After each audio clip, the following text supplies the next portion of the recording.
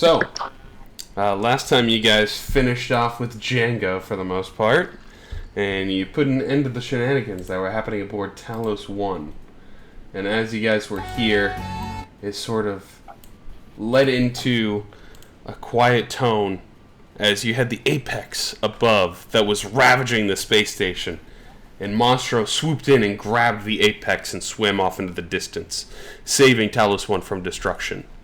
Almost a sort of resemblance of your past, showing that what you did in the past had an effect on your current stature. So as you guys sort of lay in the after effects within Talos I's interior, within the Arboretum, you guys start to feel like you're starting to lose oxygen due to the breach from some of the hole in the Arboretum. Before your compatriots here, Dr. Alexandra and Ein Brown, they cast air bubble around you all, which sealed you guys in so you could at least have oxygen for a little bit of time. They turn to you. We should get the hell out of here. I agree. Let's time to move and call Jerry.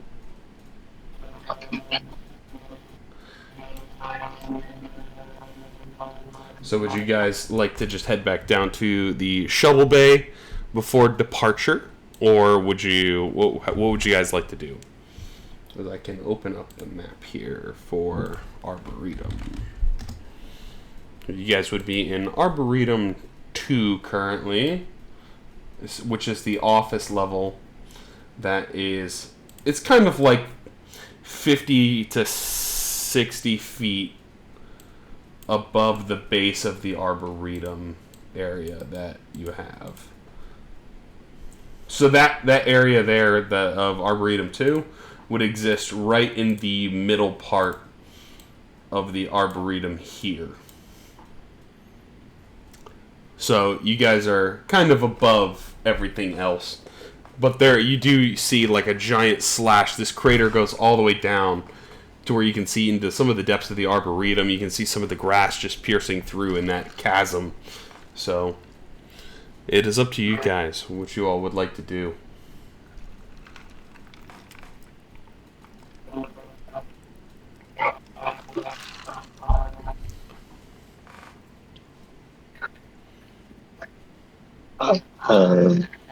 Check out the rest of the station if we can.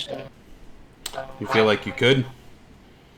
If you wanted to go back to visit some areas, you do know that there are some areas that are still under the effect of the Typhon.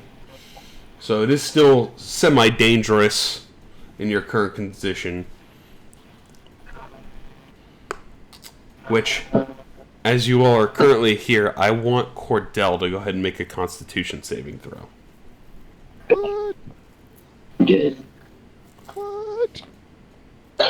Gotta kill Cordell tonight. Wow. Where'd all that come from? So, Cordell, as you're sort of in here in the moment after watching Django get taken out, you feel a pinch almost in your brain, like a squeeze of some sort, almost like somebody is just pinching your brain.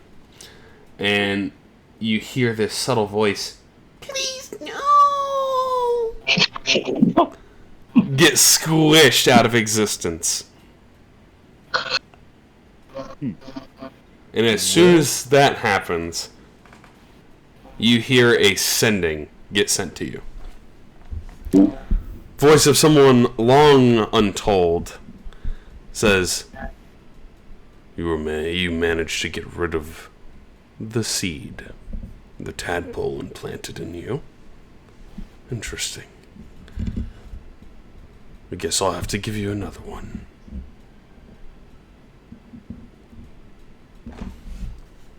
Fuck you too, Aquarius. Yes. Not Aquarius. You would recognize this Oh, individual as the original Mind Flayer that had attacked you. You were using the same voice that Yeah. Aquarius would have. Very simple. So, okay. But you would recognize it as that individual. Okay.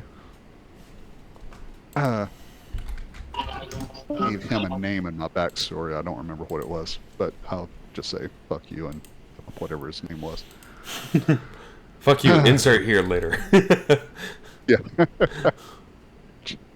uh, Sazuyak. yeah, that's right. Sazuyak. That's right.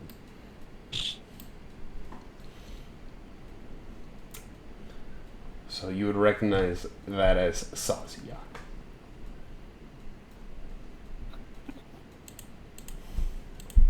That's the only thing I got to say to him. Okay.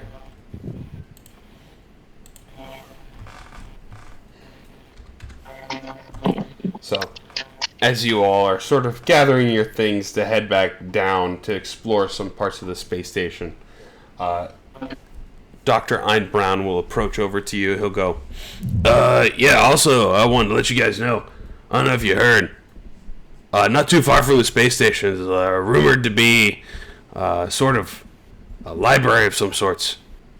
It's got everything you could ever imagine information-wise. At least that's what we heard. I think it's called Wan Shi Tong's library. Something like that.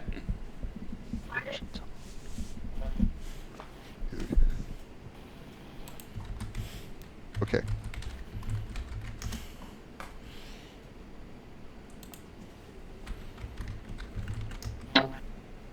I think we might be able to find some stuff to help me continue my studies on interdimensional travel.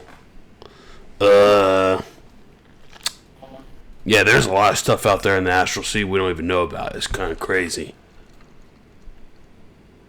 Yeah. That is true. And you think that this library is going to hold all kinds of information for us? Yeah, man, I heard stories about, like, astral elves from different planes of existences. It's kind of crazy.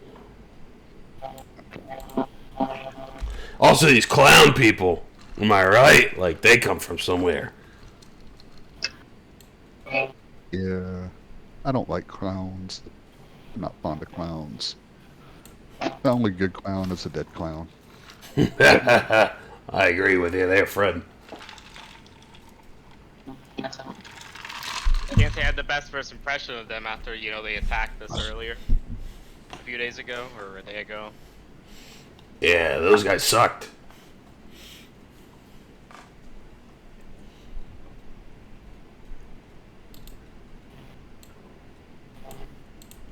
So, I will leave it up to you all what you all would like to do.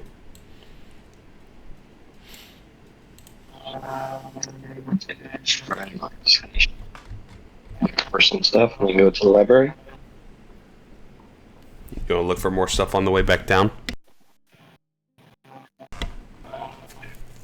That's my vote. Yeah, I think we can do that. We don't have John here trying to, push us through everything at light speed, so let's take a look at it. Let me open up my documents that are no longer affected by Microsoft outage. That's terrible. Nah, Microsoft did it to themselves. And CrowdStrike. So let me pull up the pictures That's I got why I here. woke up this morning too. Like I saw news about. I was like, wait, what's going on here? Why are they trending? So as you all search the office, because you guys were here currently, I want everybody after this battle is kind of relaxed and died down. Go ahead and make an investigation check. I'm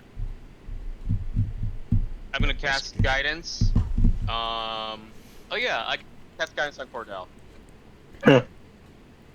And I'll allow Baron to re-roll the investigation with my bountiful luck feat. You're so nice. Alrighty. That's better. Alright, let me roll investigation here. A 10 is definitely better than a 1. So, Cordell, it takes you a little bit of time. You do end up finding on the deceased body of Alex Yu, who is the CEO. He seems to be wearing glasses that even after all the damage that his body looks like it's sustained, and he's probably been hit in the face by like debris and stuff like that, his glasses are intact, and they are shiny and sparkling as if they are ever new. And you also find on his person a neuromod.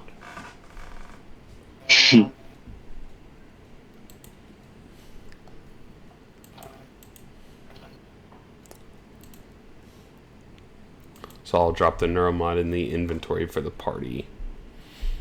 Okay. You also have a ton of other stuff in here that I also still have to kind of make. I forgot about that.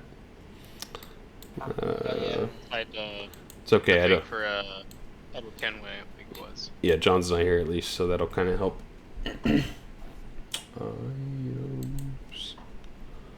Neuromod.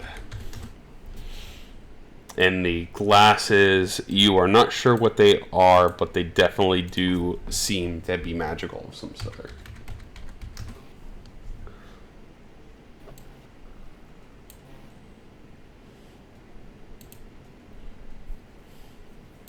Which the gloves you already know are Rangemaster's gloves. There was the revolver, which I think John also took. There was the studded leather armor that Django was wearing that you guys also took, but I don't know who would like that armor. I'll take it. You'll take it? Okay. Yeah. It is that one you would identify as a magical +2 armor. Stud leather +2. And then you have these glasses that you are not sure of what they are. But they do have 2 crystal lenses that are like perfectly made. And this frame that he's wearing, this is made of platinum, is what it looks to be.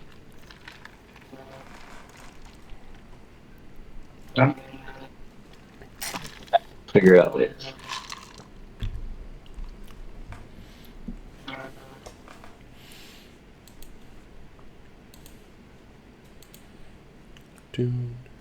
So the space station is yours to move about and explore. Let me go ahead and open those up for you.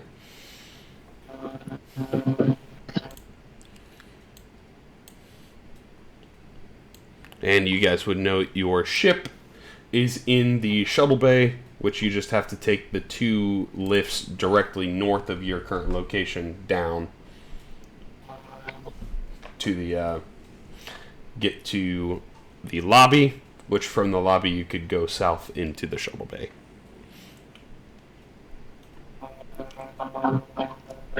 With my new connection to our huge friend, can I assume that the little black things are from him? Make a nature check.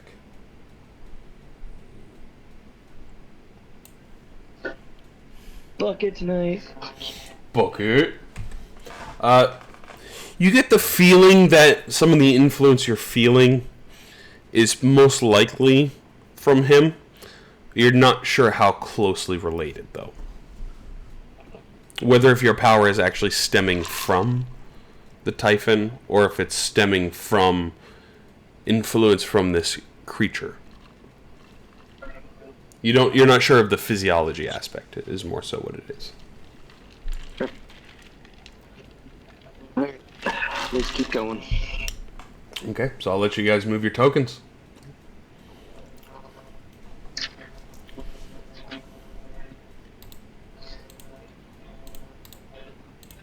Okay, so we're on Arboretum 2.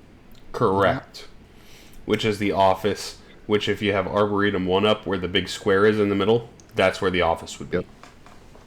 Yep. The lift on the top of Arboretum 2 connects to the lift just above that square, if that makes sense. Kind of. This. Okay, there's Cordell. There's This. Edward.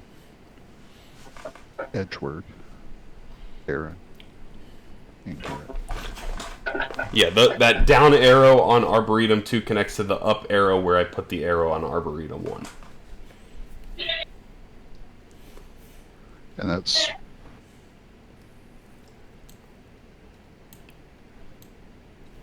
Okay.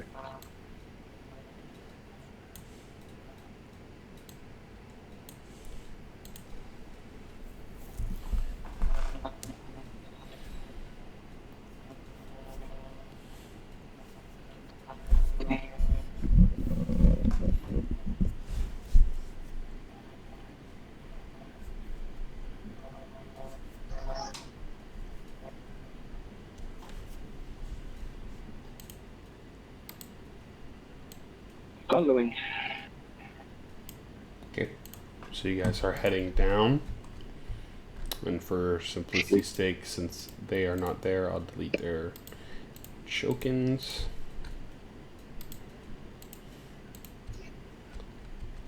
So you guys head down here. Yeah, did we, well, first it's interesting that the people, you know, that aren't quote-unquote here are the ones that got the most hurt. Right, do we, I assume the level up did not give us a full rest? It does give you the benefits of a full rest, so let me do that.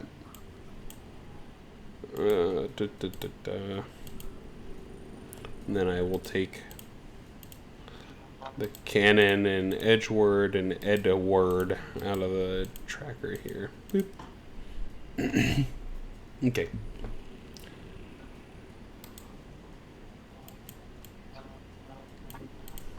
So, you guys are now on Arboretum Uno.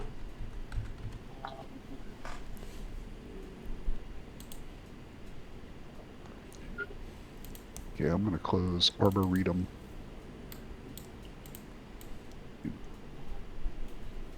Right, I'm closing that one. I'm opening Arboretum. You gotta give it Arboretum. There we go. The Arboretum. Mm-hmm. I keep them separated. In the Arboretum. Gotta keep them in the Arboretum. Damn. Silliness. So. I can't believe Daniel's acting like that tonight. Gotta keep them in the Arboretum. All right.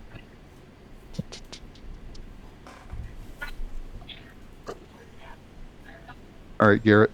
Since Kenway is not here tonight, you were the captain for the evening.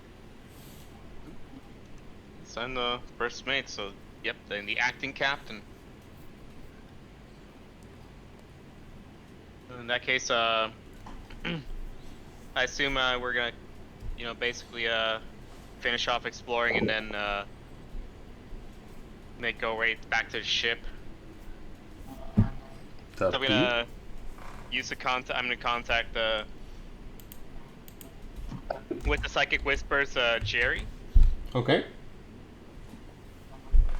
And it'd be like, hey, because I assume we're still like within that mile range of Jerry. Indeed, you are. Okay. And I'd be like, hey Jerry, how are things going over there? You okay? I think he would respond back like quickly in a panic. He's like, "Oh, I can't believe what's happening down here. You're never gonna freaking believe this. I squished the bug with my hammer."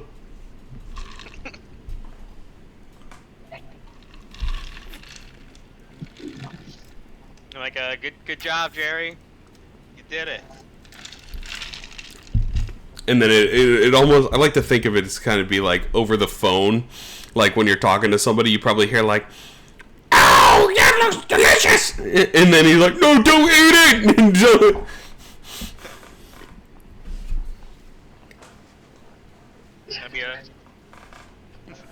I'd be like, Jerry, hey, just to let you know we're wrapping up here so you can use the ship and pick us up. I don't know where you want me to pick me up at. Are things okay at the shuttle bay? Yeah, it's pretty. Some lady came in, and she just walked in, and she seemed pretty pretentious, if you ask me. But she seemed fairly nice. And then you have this other gentleman of color that walked onto the ship and said he needed a lift, and it was okay with you.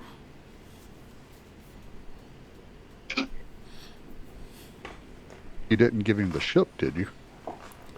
No, yeah. Jerry is still in command. But he said he was a doctor. What was your name?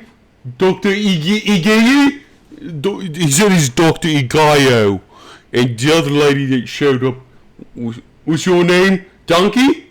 Danielle show. You're like, we got quite a party over here. Okay. I'm glad you did not give him the ship. Gary, we appreciate. We appreciate your vigilance and your dedication to duty. You're a hell of an employee, and Captain Kenway needs to give you a raise. Shall we get raised? Well, you need to talk to Captain Kenway about that. Joey is the best exterminator. Everybody needs a friend like you, Jerry. Joey's the best. Don't eat him! You probably like hear as he's shouting to some of the kobolds in the distance.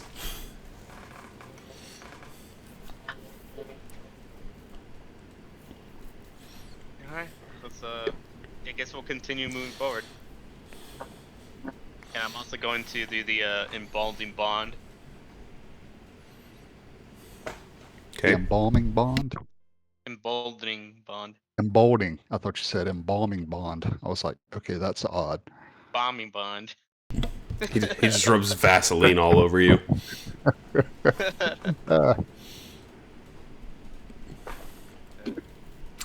So while you guys are in here, you still hear. I mean, in this space too, you're kind of floating because it is breached in the arboretum, so you're kind of flying for the most part.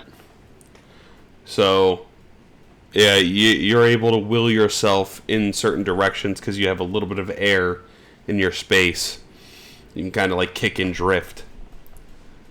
But you do see off in the distance, because at this point it's very easy to see, on the far south part of the arboretum, there's this larger building that was probably about on level with the office that you guys were previously in. That looks like it's a giant greenhouse. Floating through the top of the greenhouse is what looks to be the creature that I have previously shown you. Let me pull the image of what that one is. I'm trying to like think of what it's called as well. It's this one. So this thing, this like large typhon thing with this purple glowing eye, is kind of slowly drifting out of the top of the greenhouse. Which this thing, it's pretty big. It's roughly 15 feet by 15 feet. And you can just see it in the distance with this purple energy coming out of its eye. No, that just doesn't strike me as being a, something conducive to our good health.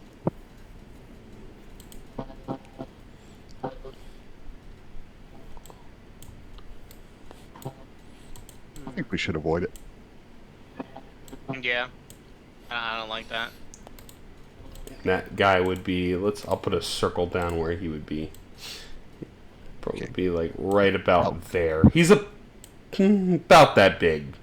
Maybe a little bit smaller. He's 15 feet in radius. Or in diameter. So, he's about that big. Yeah. And you're saying that, that there's a bunch of glass here and we can see through it and see him where he's at from where we are. So the roof on the greenhouse is broken as well, so he's kind of drifting through the top of it. And the greenhouse is already like 30 feet tall, and it's sitting on that mountain over there, which is approximately, we'll say roughly 50 to 60 feet tall, so it was kind of level with the office. So he's about 80 feet in the air, just slowly drifting out of the top of the greenhouse. Okay.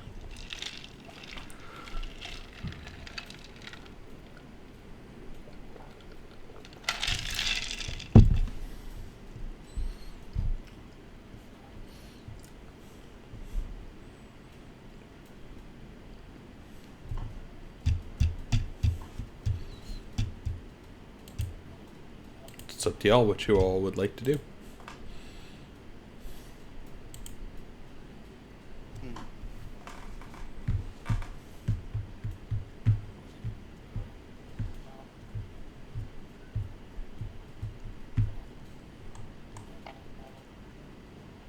guess we can try to sneak our way past that.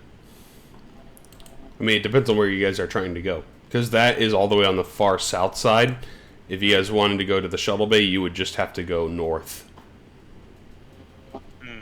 The top of the map is where you guys came in at from the lobby, up here, where the arrow is. Okay. So it's up to you guys.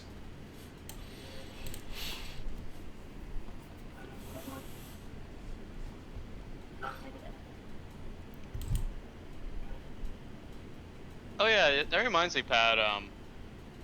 Is identify a cleric spell? Wizard, I believe. I think actually multiple classes have access to it.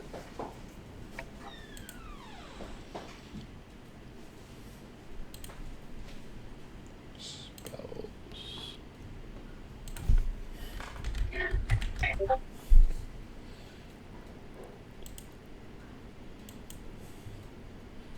Bard, Seems to be a Cleric of Knowledge Domain, Eldritch Knight, Wizard, Arcane Trickster.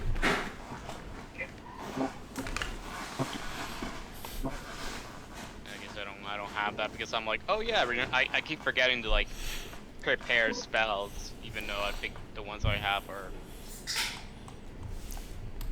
pretty You solid. also have the item that you can use to identify things as a ritual. So So it takes it.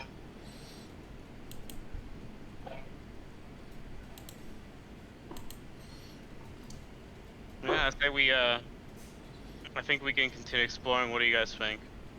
Yep.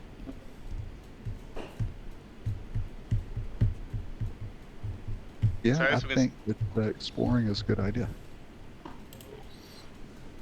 Alright, I think I want to try to quietly but fairly quickly move towards this left here. okay. Which, as you move that way, there's kind of like a bridge, like a archway. From the office above you has kind of like a catwalk. And then immediately to your left is like a small mountain that the office is built upon that has a waterfall running down that area. So it kind of like waterfalls into a little pond. And then you see the pond kind of siphons up back into the top of the waterfall in this area that you're in.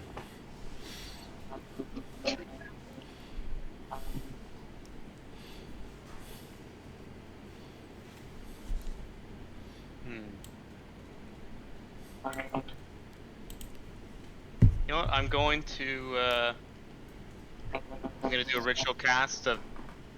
Nah, I can't.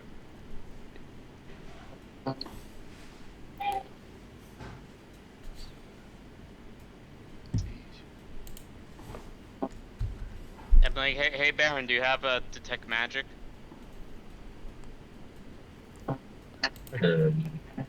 Not at the moment. All the Okay. slots have been used. I said all the slots have been used for the one. You gotcha. I guess I kind of want to just investigate the waterfall. Okay, Did give me you see an anything unusual? investigation check. And I'm gonna cast guidance on myself. Okay. So that would be right here. You see this little divot. I'll put the cone. There's this little divot right here. Yeah. This is where the waterfall kind of drains out into the pond.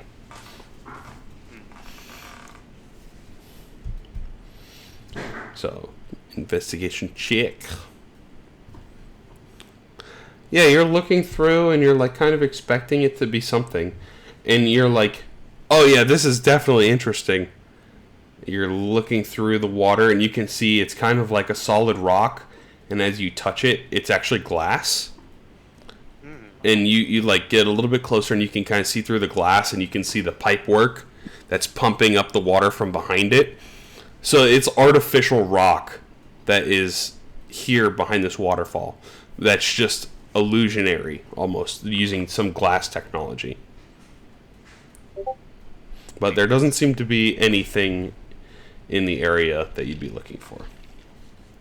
I'm like, hang on, this is a boulder. It's not even a rock. This isn't a boulder. Hey, that lemur is rock bending.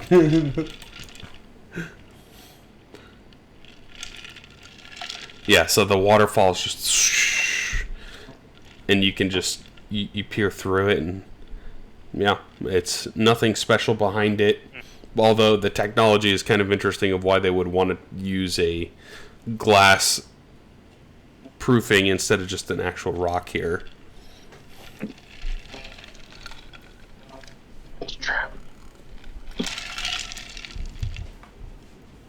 I guess we'll continue pressing on.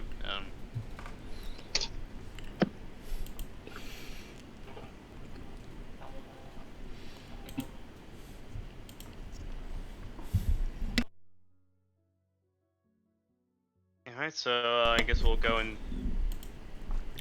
As you get to this area, I will give you this based off your previous roll too. As you come over here, there are two things of note. There is, in this circle, is kind of like a little park. It has a whole bunch of benches that are sectioned around here. And at the far end of the trail that continues on to your left, there is a massive tree that you can see. In front of this massive tree has a large rock that is positioned just directly in front of the tree.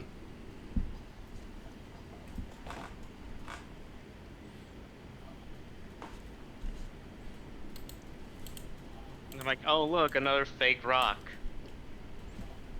Where I put the 5 foot square, that would be where the rock is. And this rock we're talking is probably about 8 foot wide. It's pretty massive. That's what 3 or 4 Garretts? Yeah. And probably weighs a couple ton.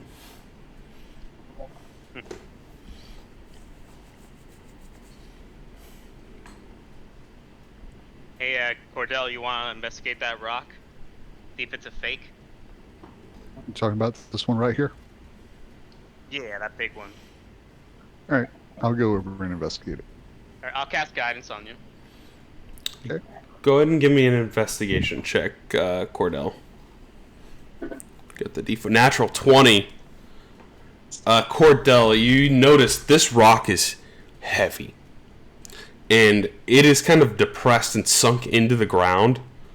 And you're looking at how this rock is pushed here in front of this tree.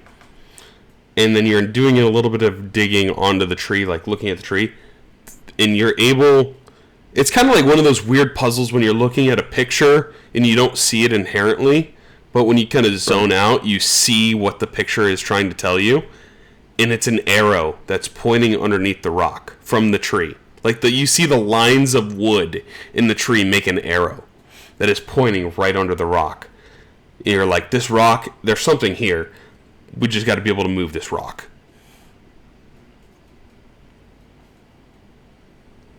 Okay. Hey guys, we've got some clues here that suggest we need to move this rock. We all got any kind of magic stuffs that can help us move the rock?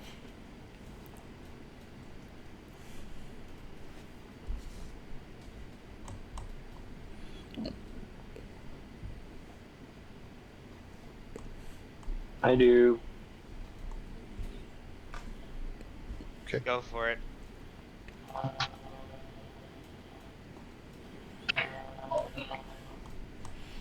Yeah.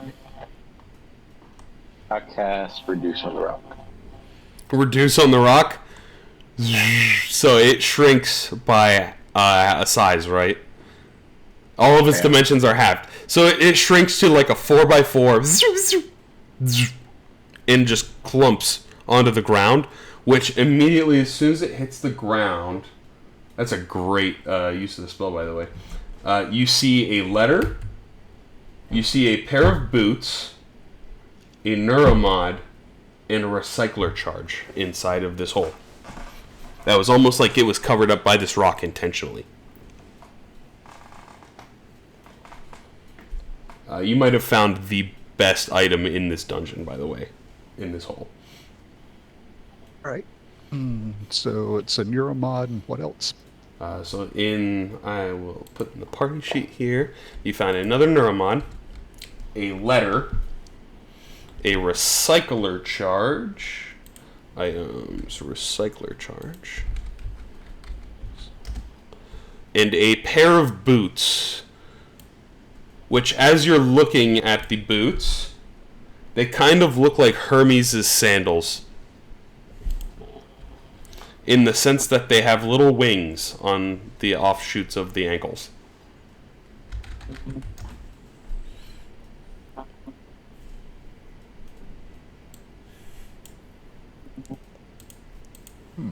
Well, it sounds like. Actually, let me just show you what they look like. Okay. Boom. It's either boots of flying or boots of speed. They have little feathered wings coming off of them. And then the letter that you find, it reads, Scarin, hope this helps. I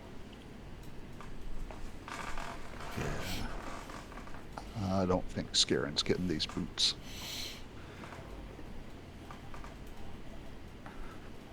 Put him in the bag. I will leave them in the party sheet until somebody would like to claim them. Rangemaster gloves. Those are by far the best item, I think, in the dungeon. Rangemaster gloves? Or the boots? The boots, probably. The Rangemaster gloves are a close second. The pistol was also up there. The pistol of Mage Link was also Revolver of certain. I think you have the mage slaying pistol right now. Yeah, you have the Mage Sling pistol, which I also think is up there. Yeah, literally the I last forgot thing all that about Kenway did was after he used it to shoot Django, he handed it to you.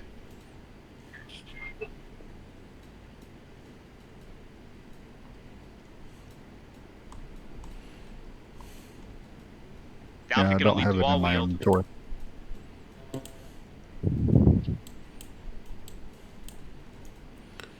And partially he did it because Kenway took Django's death revolver. There you go. You got it now. Okay. Just a pistol. So it's a double DC for a mage that's holding concentration if you hit them. And it is also a +2 pistol. So it's +2 to attack rolls and damage. Absolutely. Alright, we're going to put my +1 pistol in the backpack. Now you only have a +11 to hit. Unfortunate. We should throw this boulder at the big typhoon that we saw. Oh, interesting. Now that you say that. The big typhon is now currently over top of the office checking it out. Because he saw like a whole bunch of shit fall down over here and heard a ton of stuff.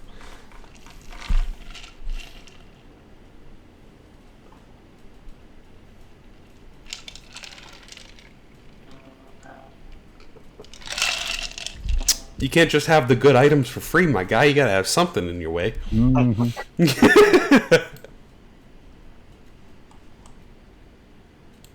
Unidentify the charge, the recycler charge, because you have that too. All right.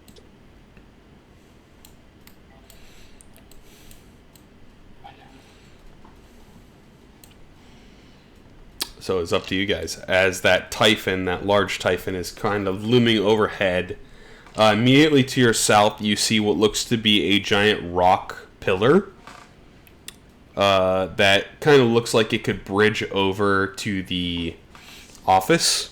Like it's a tall spire that is kind of attached by like a rock edge, like an arch. But it just kind of looks out of place currently. And then you would know that there is that greenhouse on the far side, and you're not sure what's on the far left side next to the greenhouse. We can put the recycler charge on the boulder and then throw it. Throw the boulder or the recycler I like it. charge? Well, the boulder that's currently reduced. Yep. Or is there some way that we can launch that boulder and then, right before it hits its target, we re-enlarge it so it's its actual size? Yeah, I would just drop concentration. The boulder is still 4 foot in diameter, so it's still pretty heavy. Just so you guys know. Yeah. Well, I mean, it's 4 feet now, and what hits,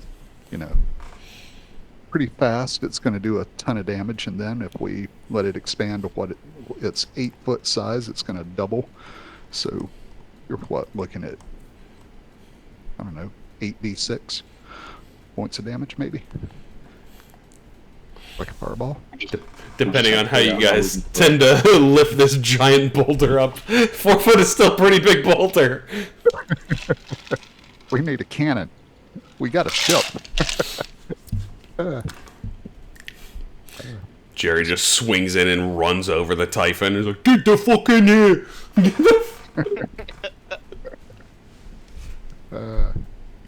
Yeah. And All right. So I do have another idea. Okay. What's your strength score? I think it's 14. Let me check. Yeah, my strength score is 14. The weight is slightly reduced on most of the stuff in here, too, because you guys are in the microgravity, too. So, you could throw it, but it also will kind of just, drift. It's not going to, because you guys are in exposed air. We're, well... Because you guys are currently the weight flying a might little change, bit. But the mass doesn't. Correct. The weight won't change, but the mass does. Because the gravity is minimal. Right.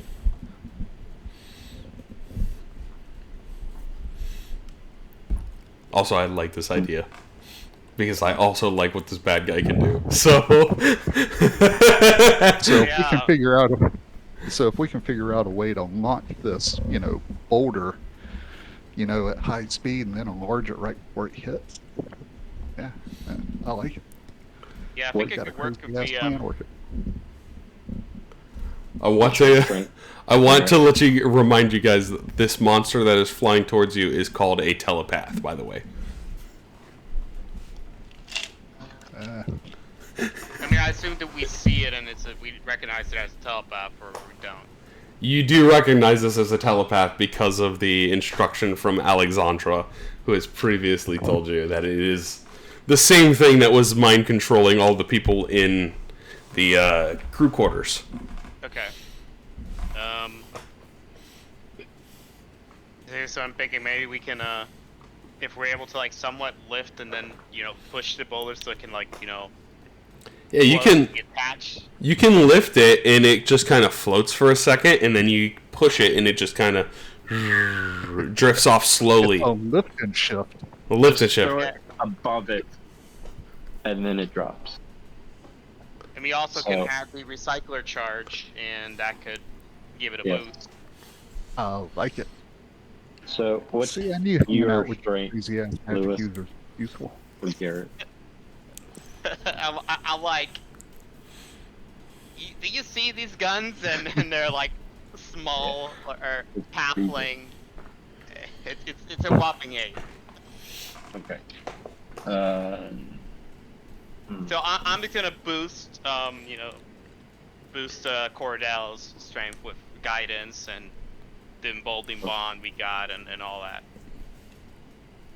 So, do we know if we use the charge, does it have to be thrown, or? It normally would have to be thrown, but it has a button on it that when you let go, you throw it kind of like a grenade. Okay. Now, do we have a way to connect it to the boulder? I don't know, do you? Duct tape, wire. Hold on We a have second. rope. Hold on. We have rope. Okay. Do we have enough rope or 2? Because I have something else that will definitely help. I've got 100 feet of rope. Alright. That's what we're gonna do. Quick. And I've got pitons so that we can anchor it I into have it. this idea. Here we can. So did Daco Extend told us that like, do we assume the telepath is of a Typhon nature? Oh, 100%. Everything on here is Typhon. Okay. We can use make our lives easier. We could also add a Typhon lure, and then the thing will have to go towards the boulder. Damn, Like- Lewis. I have another one. Oh. Okay, I that's what we're like- gonna do. So we're gonna do the recycle charge. We're gonna Okay. get a tractor. And then we're gonna use a null wave transmitter. So you just attach these 3 devices all at one time via like a string to the boulder. You're essentially sending a nuke made for Typhons at this Typhon. Yeah. Yep. I like it. Attached to this rock. You're sending him a care package that is going to explode on him. Fair. Pretty much. We're Voltroning this rock. I like it. Trying the shot. And to make it even better, Megazord and twin path, enlarge and reduce. So I'll enlarge, pour down, and reduce the boulder. Oh my god. So the boulder is still a smaller size, and Cordell is huge. He's a large, considered a large now. Go ahead and Garrett, let's see you rig this thing up with all the items with a string or a wire. Go ahead and roll a sleight of hand check for me. So I'm going to cast guidance on myself. Or what check? Oh, solid flight hand. Mm-hmm.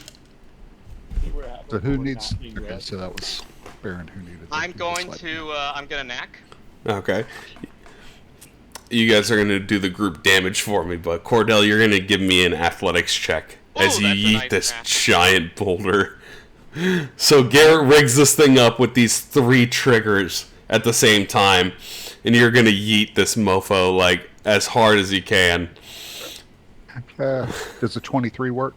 So, Cordell, you're this giant size, and this telepath all of a sudden turns in your direction because it sees you guys now, and you have this rigged up boulder, and you just yeet it as hard as you can, and it kind of is slow motion because of the microgravity, and you sling it as fast as you can. It drifts off, almost like a slow motion meteor heading towards this telepath.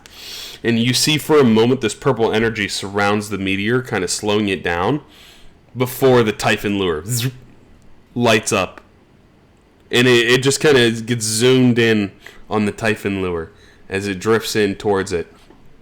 I want you guys to go ahead and roll the damage as the recycler charge goes off, and then we'll do the Typhon trigger afterwards because he is going to lose all of his psionic abilities after.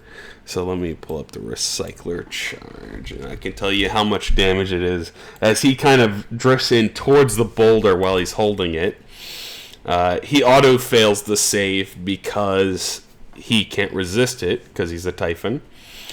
So I want, let's see, since 6d10, so I want everyone to, each of you can roll 2d10 for me. Okay. Because it's 6d10 total.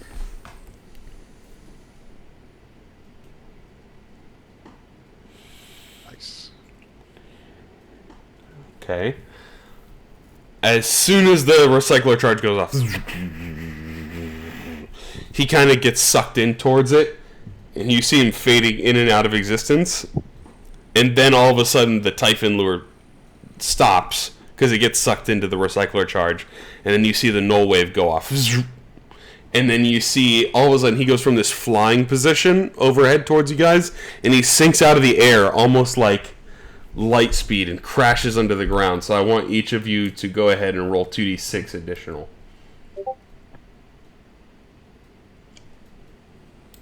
Two D6. Yep.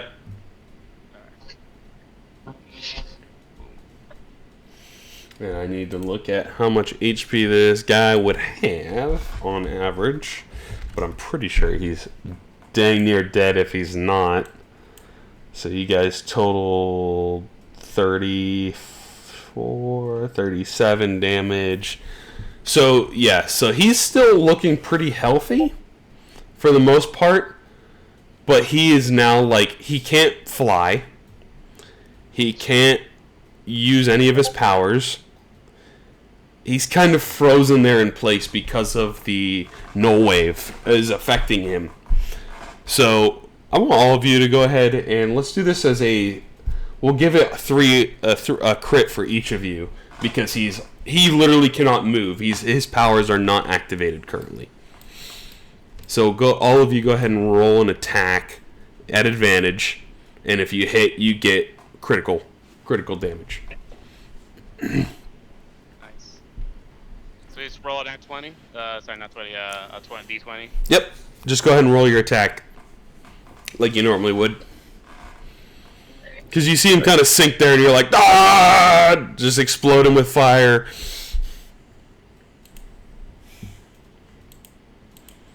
Hit. And hit. Oh, Garrett will give you quad damage too. So, all of you, as you roll your damage, just go ahead and hold shift as you throw down your damage. And Garrett, I'll double yours on top of the crit. Because this guy, he literally can't do anything.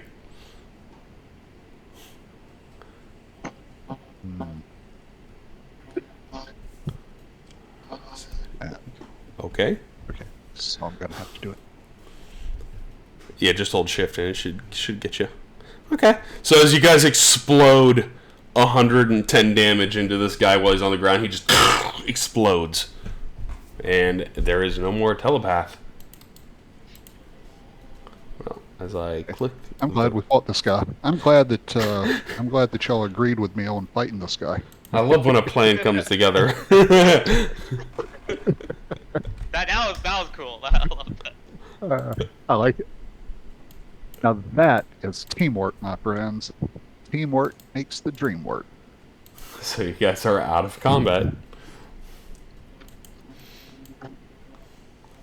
Super rock. Super rock indeed.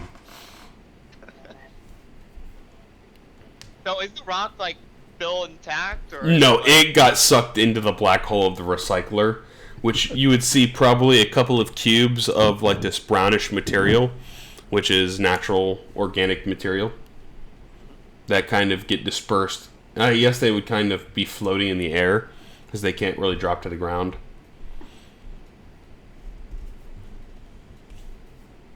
And I Garrett's like doing like the salute. It's like it was nice meeting you. So long, sir. Rock. Come stances.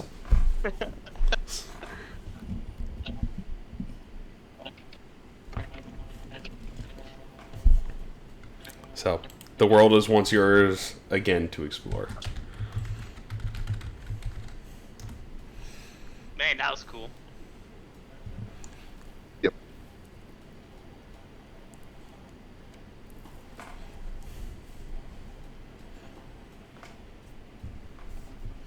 All right, I guess we'll keep going. It's up to you guys. How long has it been since we kind of started exploring? For today's session, a couple minutes. Speak.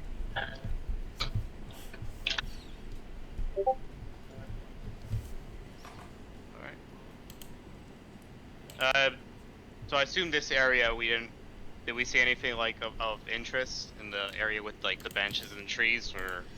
No, not particularly. The main thing that standed out to you guys from over there is this large, like stone spire, that's like over here.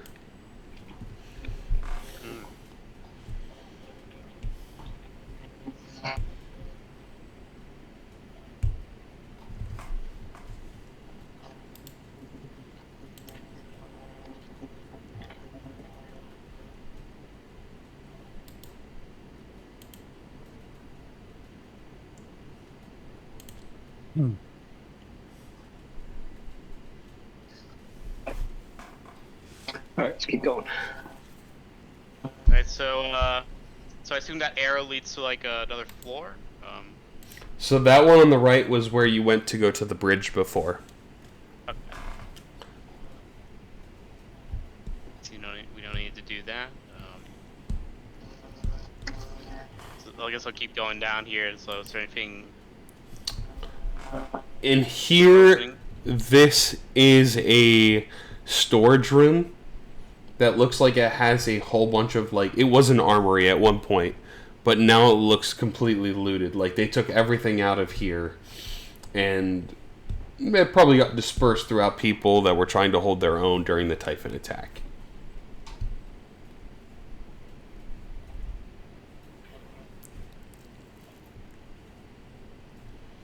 Do we see anything interesting there? Give me an investigation check. For the most part, it looks looted, so it looks empty. So you're initially kind of believing that there may not be anything there. Okay. But we'll see. Alright. Let's all try.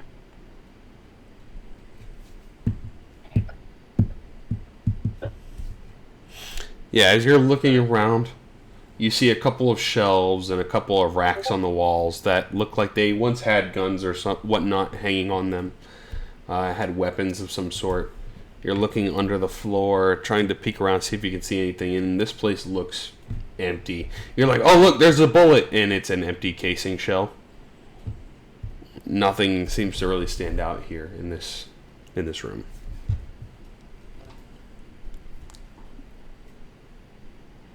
Alright. Guess let's keep going here. Okay.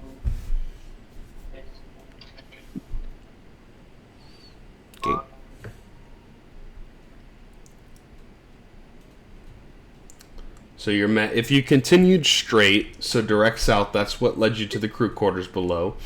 So there's another elevator underneath this trail if you continue south. If you head east, there looks to be a storage shed, and then continuing west, you have the stairs that one leads up to what looks to be a gardener's storage room, and then the other one that leads up directly into the greenhouse.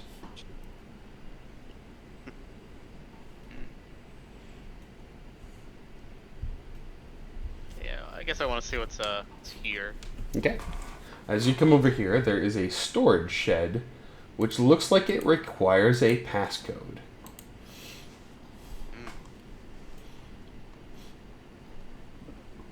And you guys did not collect the passcode, which I recall. We didn't. Not for the shed. No. It was for the safe, the one we obtained, right? Yeah, you found the safe and you found the med bay, but you did not find the storage shed.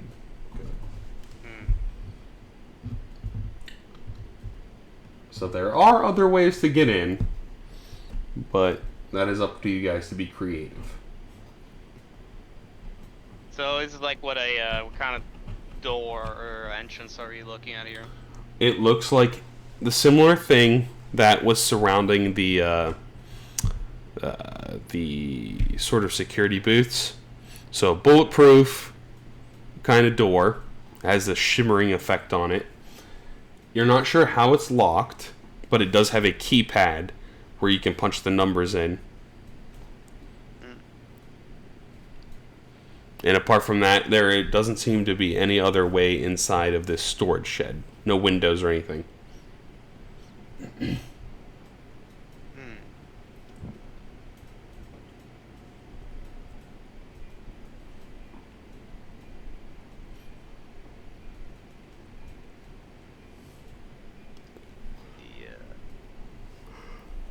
Hey Cordell, by any chance, do you have a flower?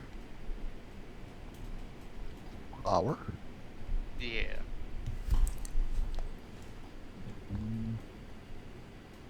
No.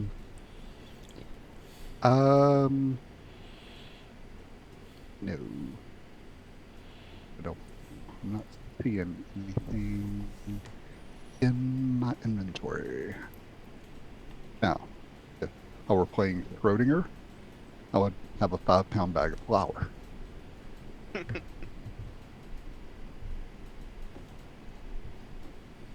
know, that's been 5 years ago since I created Schrodinger. 5-pound bag of flour, always need. Mm-hmm. Quentin never got over being mad at me when when Schrodinger created the flower bomb to kill Sam's murder monkey. How dare you use physics in my D&D Magic game? Pretty much. We blew the whole second floor out of that hotel where the murder monkey was hiding.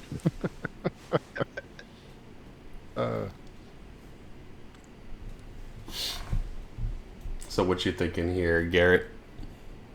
I do have bags of sand still. Apparently, I don't know how. What would you like to try with this bag of sand?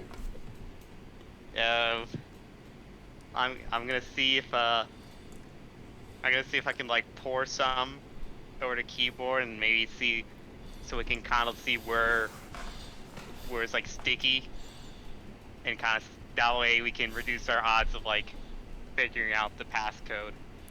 I kind of understand what you're going for. You're trying to see where it would cling to fingerprints. Yeah. Yep.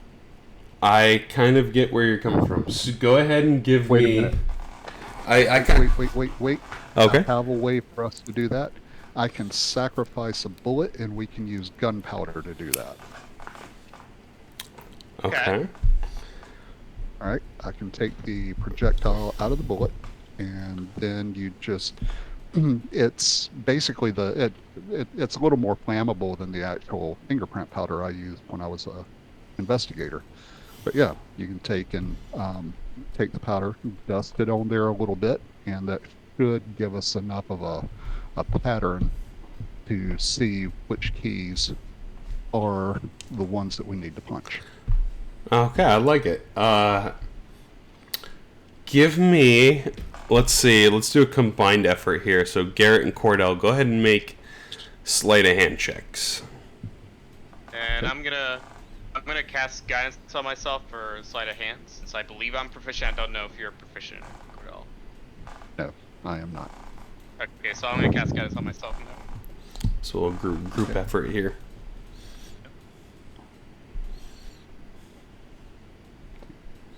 Okay.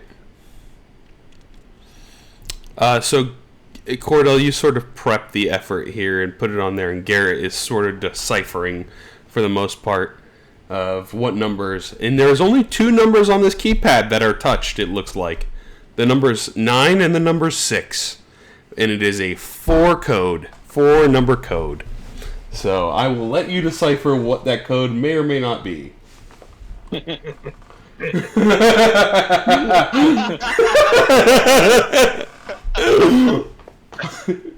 I wonder what it is.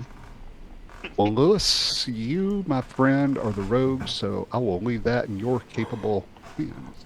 Daniel, he gets so much better. They don't have any idea what's in this closet. Well, with an access code like that and it's a closet, I'm going to back up and get out of Garrett's way. Alright, I'm like, He's coming out of the closet. so I guess it's like, we see the numbers. And Garrett is like all of a sudden thinking about Iggy Bora for a second. And then just be like 6969.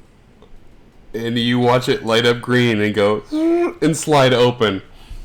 We'll have a quick out-of-body experience for a moment, as you for a split second get a vision of a scientist that might exist on this space station, or did at one point, that was writing a love letter to his significant other on the space station, and this was their glorious meetup point for their quarrels.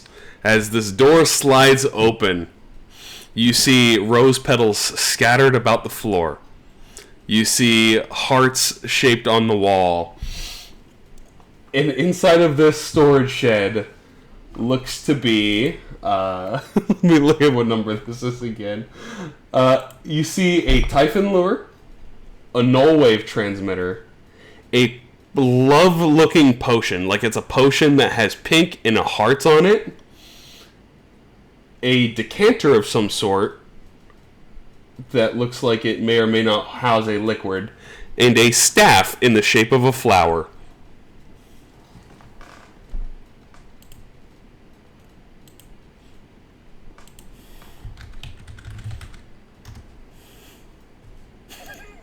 can't even process it.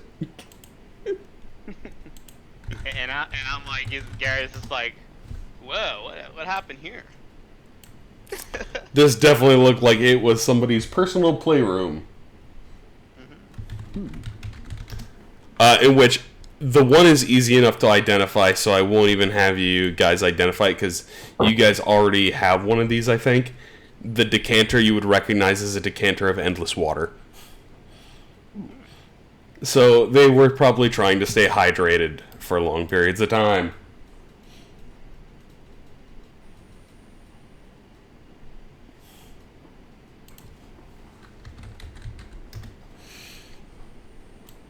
I'm like, well, I guess I could just reclaim the Typhon Lord that I lost in that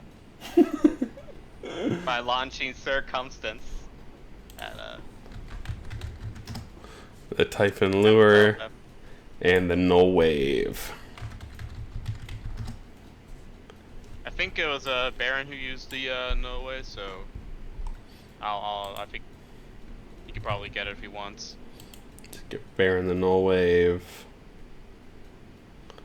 The Typhon Lure to Garrett. Okay. There is a staff. Let me show you guys. Oh, it doesn't have a picture. This wooden staff is decorated with flowers. And then the other one, I think the other one should have a picture if I recall. It does not. So it's a small vial of rose-hued effervescent liquid, and it has hearts on the bottle. And the cap that goes on the top, like the plug, is a heart itself. Potion number 9. Effectively.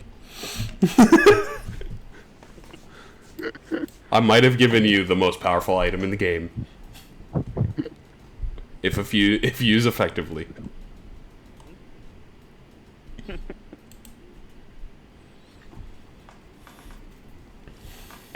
I appreciate the gunpowder use. That was really good. You're welcome. And also, you guys still figured out the puzzle effectively, so. Welcome. I was thinking about that after last week's session. I was like, it's been a long time since I've done something really creative because I kind of took up the mantle of playing the fighter in every. Because when we first started, I had, some really great creative characters. Schrodinger primarily was the one that kind of set the bar. So it was kind of fun to do that a minute ago. That was good. That was a great idea. Which, also for the rest of this area, it's pretty harmless at this point because the main threat was the telepath, and that was the only puzzle in the area. So for the essence of speeding things up, we can do that if you would like, and I can sort of describe these other two areas in this part if you want. Yeah, and the other items are not very well hidden at all. They're just kind of there if you explore them.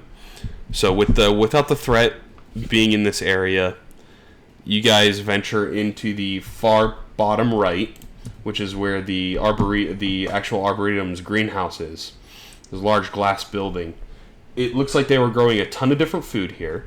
We're talking a lot of vegetables and fruits of different kind, some of which look like you could plant the seed and they grow within an hour or so. Like, they grow really quickly here based on the type of fertilization science that they might have been using or magic that they might have been using in this area. And you find a scroll of some sort in the greenhouse that would have just been laying out probably on one of the tables in the middle of the room, which is a fairly easy one to decipher. It's actually a potion, excuse me. It is a potion of water breathing.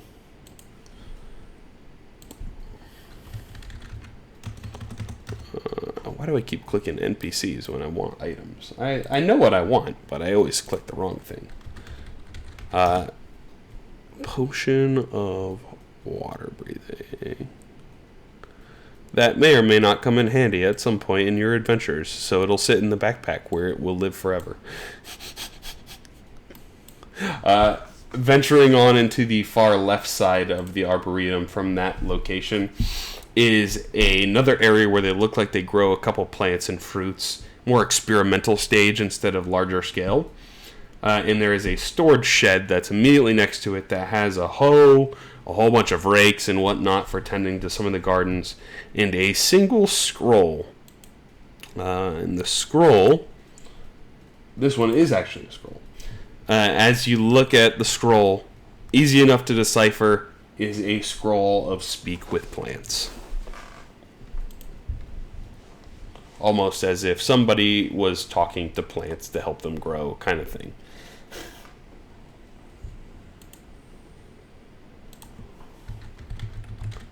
Oh, we're finding a lot of goodies. But apart from that, with the dangers, no immediate sense of urgency, you feel like you have mostly explored in depth to the Arboretum.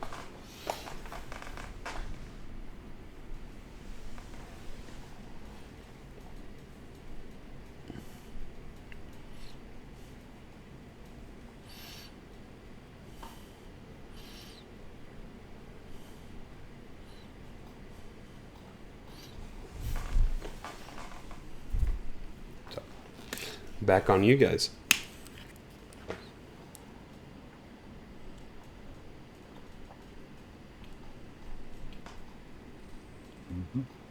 All right, Captain, what do you want to do?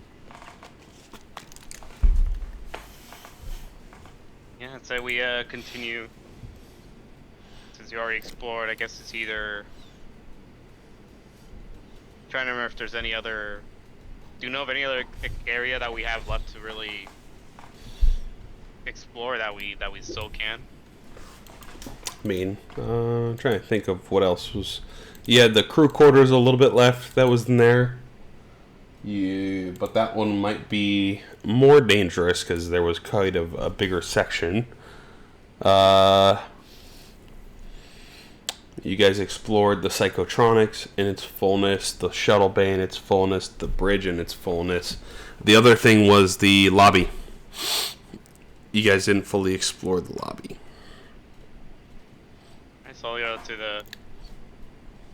The current MTE crew president be like, all right, we could either go to the lobby, which it's largely alone, or we can go to the area that we can check out the crew quarters, but that could be more wild. You guys also know that now that the space station is saved, you could always come back. To some degree, too. Yeah. Just my thoughts on it. Let's see. I think once we leave here, we're going to have other adventures and stuff like that, so I don't really see us coming back. My thoughts on it. We do what we can now, because once we leave, yeah, I don't think we're coming back. I mean, I could be wrong. But then again, no, that wouldn't be out of the ordinary either. I'm wrong about a lot of stuff.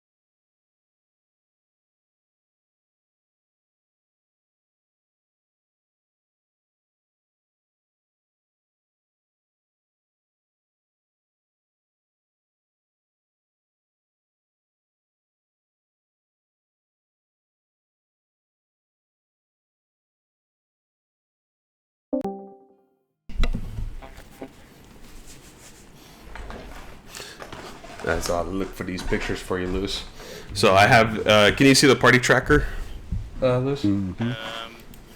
No, I gotta pull it up. Let me. That should have a number of 1, 2, 3, 4 unidentified items that need identifying.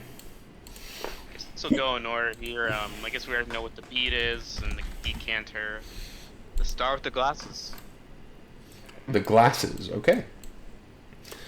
So Speaking of as glasses, we see Dr. Guy. speaking of glasses, here's this mofo. But you start with the glasses that was originally worn by Alex Yu, and these are eyes of minute seeing. While wearing them, you can see better than the normal out to a range of 1 foot. You have advantage on investigation checks. It does not require attunement, but it does take your eye slot for wearing items. At this point, too, you would also see Danielle Show, who was previously wearing her helmet out in space, and now that she is in the shuttle bay, she pops the helmet off, and you see this Asian woman with long black hair that cuts off probably around her shoulders in a bowl cut. And she has like this very RBF, like really bad RBF. And then like as soon as she like walks over to you guys, she's like, "Thanks for saving me. I really appreciate it." And she like kind of smiles.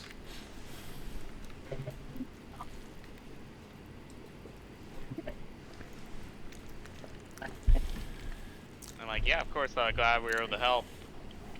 Free now. Yeah, I thought I was gonna die out there. As this place went to shit real quick. I will lie. It's cutting close, but when it came down to shove, we trusted our captain, and he came through for us. You're a good group of people, that's for sure. Not many people out there like you.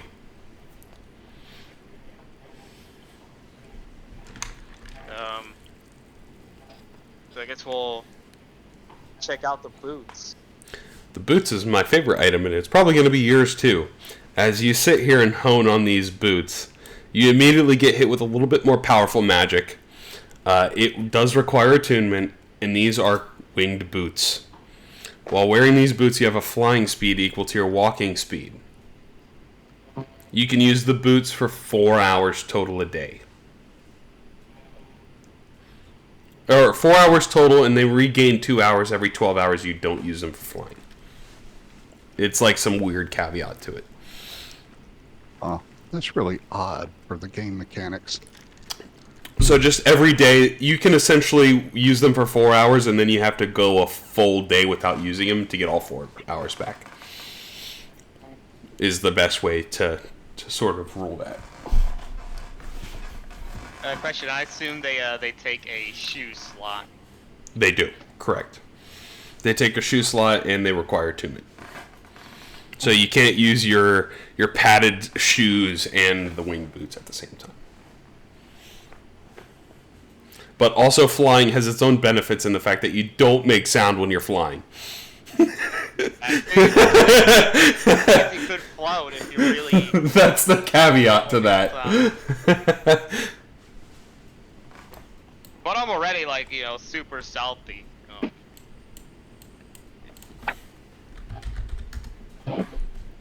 Nice. Okay, so that's so what's this potion? Okay, let's do the potion. This is a funny one. So, Garrett, as you're identifying the potion, you immediately start to get visions of a small gnomish girl that resides back in Spelljammer Hall.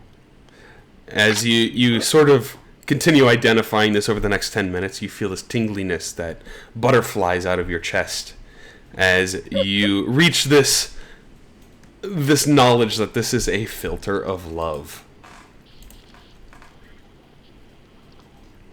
The next time you see a creature within 10 minutes after drinking this filter, you immediately become charmed by them for an hour because you essentially fall in love with them for an hour. As long as you are of their quote-unquote sexual preference.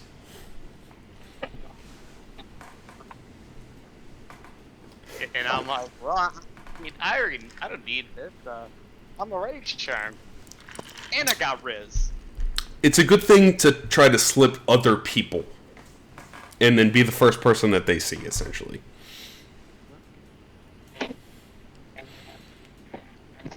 So it kind of adds a little bit more knowledge to what may or may not have been happening inside of that tent. Inside of the storage unit.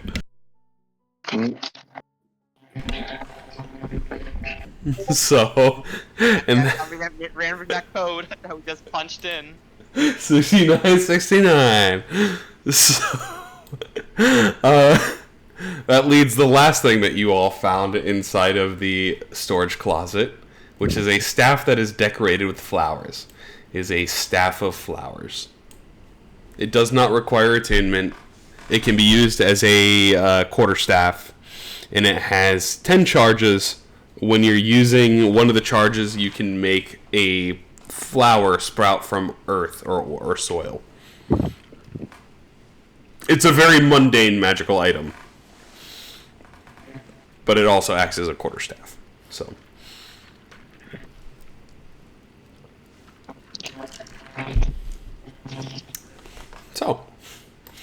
with all your items being identified, you guys have reconvened on your ship. I think at some point, Cordell, you'd probably see... It was Mo was your assistant, right? Yeah. Yeah, Mo. Yep. Mo is over there. He's like licking what looks to be a bug that was crushed on the deck of the ship. And Jerry's like, "Knock it off, Mo! I swear I'll hit you with the hammer." And then you look over and you see Miney has a lump on his head. You're like, ah! He definitely got hit in the head by the hammer. Apart from that, you guys have secured most of your way back to the ship. You've explored most of here and uncovered 90% of what has been going on in the space station. And we can certainly cover some other parts of it with some other one-shots. And when you have more people reconvened. So, as you guys sort of settle in here, I'm assuming you all would like to take a rest and sort of recover during this ordeal of identifying items. As Dr. Ein Brown will go, I heard some things about the library. It should be just like due north of us. If you see fire, you gone too far.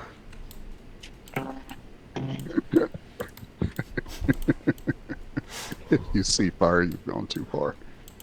Because that's where the fire river would be, cutting through the. You're like, yeah, you got too far.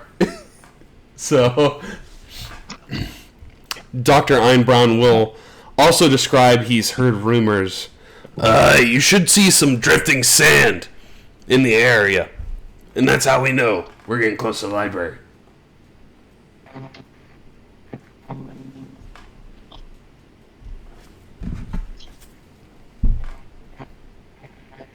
I will be taking those boots.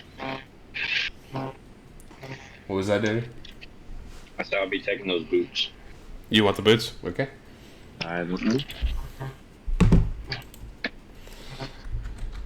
It's funny because I rolled loot for all of this stuff, and then those items just happened to pop up in the loot table, and I was like, "This is perfect for the lover's closet."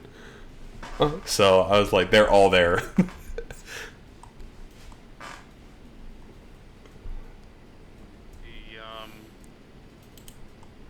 So I know Kedway took the revolver certain death.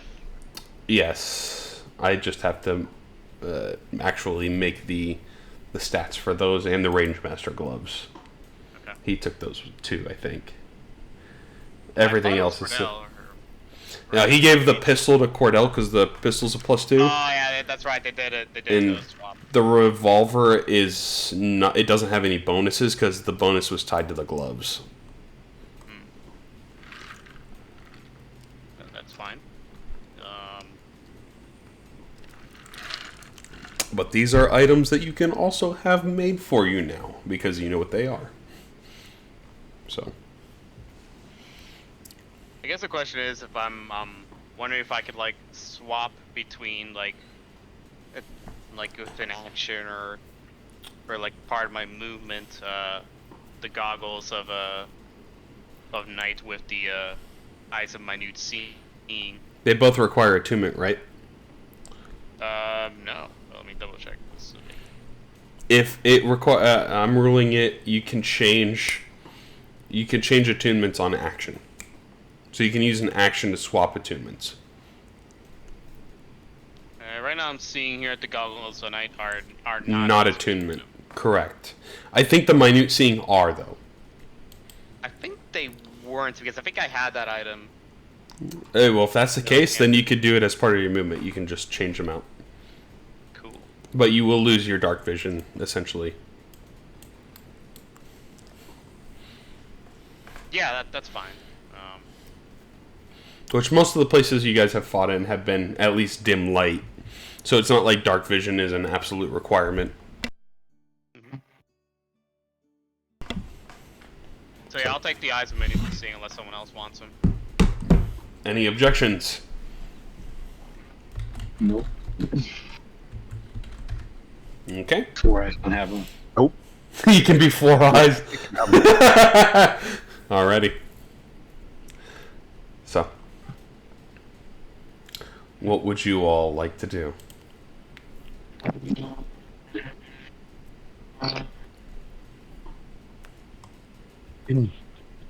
I'm almost finished eating my chocolate chip cookies. Oh, that sounds good. I'm on mute. I'm still listening. Short rest. Take a short rest. I'm assuming you all would like to leave the space station before taking the short rest Yeah. Yes. in the ship. Because as you guys start to settle down, because it took roughly 40 minutes to identify those 4 items, which is not quite an hour, but you would start to hear the... Like, you can hear in the distance the nightmare stalking through the space station. But as you guys start to take off and sail outside of Talos I, it fades off into the distance. As I'm assuming you guys will just drift off a little bit and take your rest, sort of recoup, attune, get a feel for your items, start to make your acquaintance with some of the people that you have saved aboard Talos I, some of the last surviving members, and people that have carried the knowledge of this space station and of what lies within the space station with you. At least the people that you could. And with that comfort, you drift off into astral sea. In wild space, you see that purplish blue energy swirling about before you guys feel rested enough. And I'm assuming you all are going to head towards the library.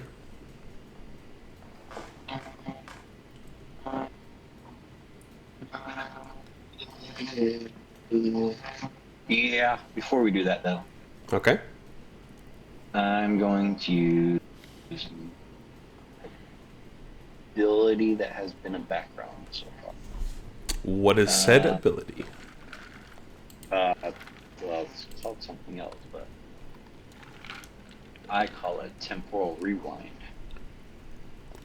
So I can give each of us up to 5 of these charges, and whenever you hit, you can use one of them to effectively reduce the damage by 1d8.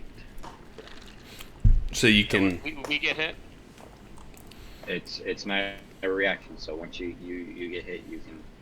use a reaction to reduce the damage by a d8. It's not a reaction. Oh, it's not? Oh, okay. Nope. It's just a mode of possibility to reduce it by a d8. Do you and each person has one, or do you delegate 5 out?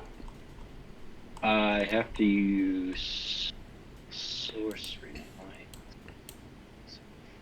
As an action, you can spend 1 to 5 sorcery points to create a magical ward around yourself. Creatures within 30 feet of you. The ward lasts until you finish a long rest. Each ward is a D8. When the warded creature takes damage, it can expend a number of those dice. So you can decide to let someone within 30 feet of you use one of the motes, since they're created now. So you have the 5 motes if you want to use 5 sorcery points around you. And anyone within 30 feet of you that gets hit, you can send them a mote, essentially, as a free action. Nope. I can create it around another creature. It's an action you can... Or award yourself or another creature within 30 feet. Okay. So you're going to give...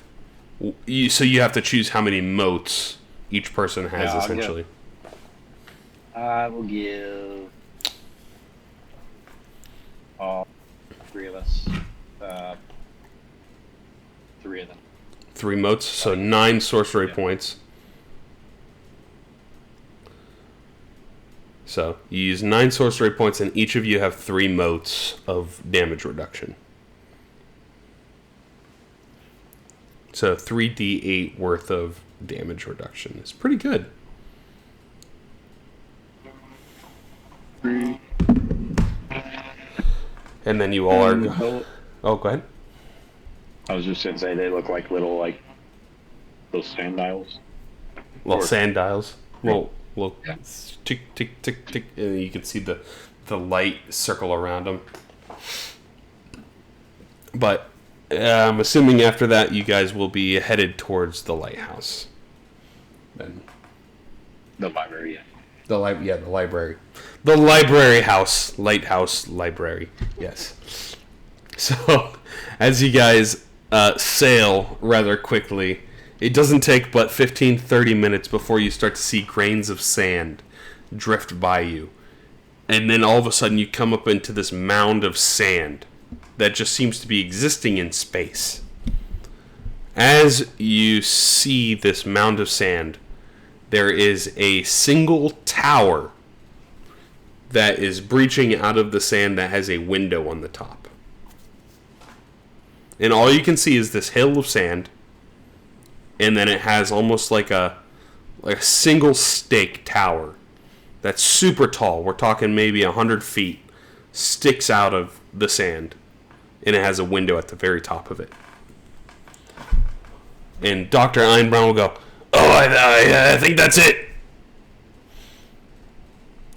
As you guys sort of spot this, by the way, let's see, what's everybody's passive perception? Let's everyone just have a perception check. We'll do it that way.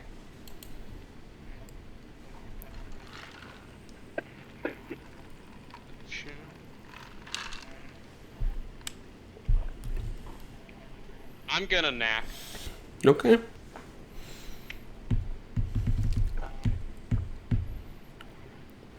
Garrett, you succeed after the 22.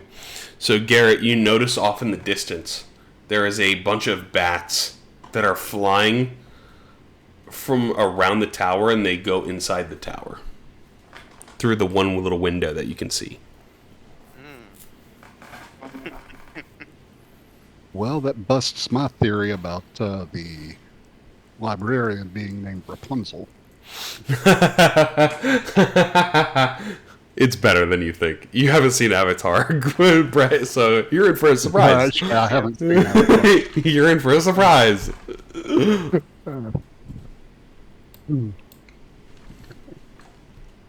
Currently, you wouldn't see any other pirate ships. Just as a note, all you saw was the bats there, Garrett. Alright, so, I guess we're gonna have to climb up that tower, or fly up that tower. You can park the ship next to it and jump in through the window. Alright, that's better too. It seems like a before docking that, spot. You could swing up. Oh yeah, before that, before we just also good. Did we take a long rest or a short rest? Yes, you did get the benefits of a long rest, and you took a short rest on the way here.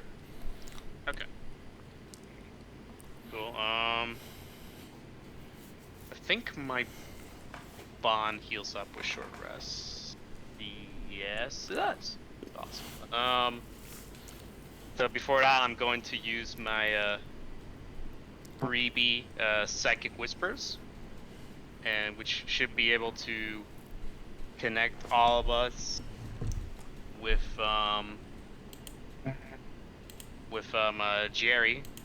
Okay. By the way, is anyone else? Oh yeah, I assume Dr. Ironbound is coming with us. I ain't going in there. Hell no. Try to get me killed or something, boy. No, I thought you wanted to see this library. No, I trust your judgment. If you're in there, all I ask is you get something, some sort of book or knowledge that details interdimensional travels.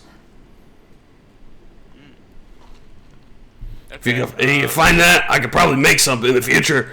Help you guys go wherever you need. Okay. But I guess we can do this because I have now my proficiency is 4. So I could, and I'm already automatically included in the Psychic Whisper, so I can do basically Cordell, Baron, Jerry, and Dr. Ein. Okay. So they're all in the Psychic Whispers. My freebie. Roll good. Ah, 8 fucking hours. That's awesome. That's the max. For Joey's now, like, so, you're in my head again, mini captain.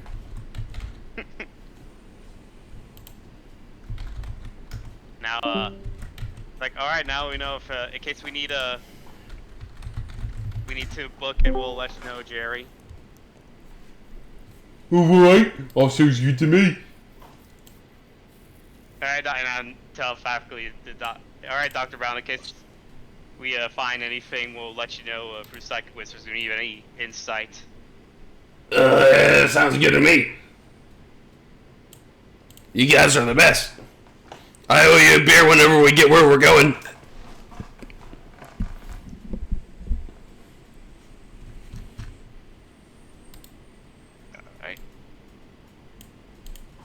Alright. Anyone else want to have anything they want to do before we jump in?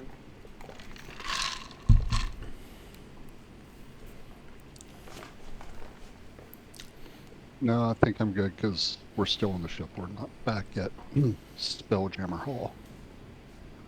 Yeah, you guys would be outside this spire that comes out of the sand, which is directly. It's a couple. I mean, it's like 10 to 100 miles south of the lava flow.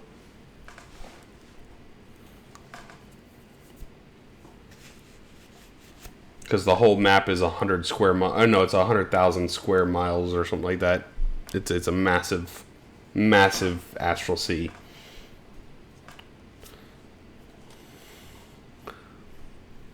So, who would like to be the first one to venture into the spire through the window?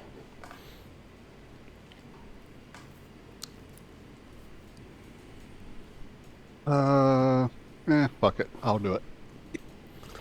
So as you peek over, Cordell, it looks like a straight drop down, but for some reason you feel like this vacuuming kind of effect, where you feel like you're slowed down inside of it. And also, if you were at the bottom, you look down here, it's probably 200 feet down, which you like pull back and you look through the spire where you can see into the sand. That 200 feet goes beyond the sand. You're like, this is going to an interdimensional space, and this is the only pocket that this is existing in. So it's almost like you're traveling to a different dimension as soon as you step through the spire.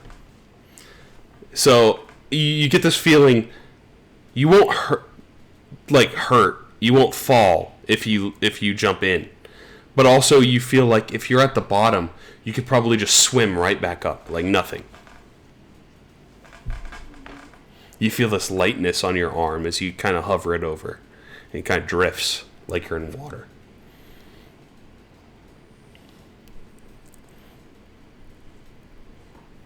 All right. I will let go. Okay. You step in and you kind of just splooge right into the deep depth of the tower. It's kind of like you're sinking in water, but you can breathe. And then your feet are placed at the bottom.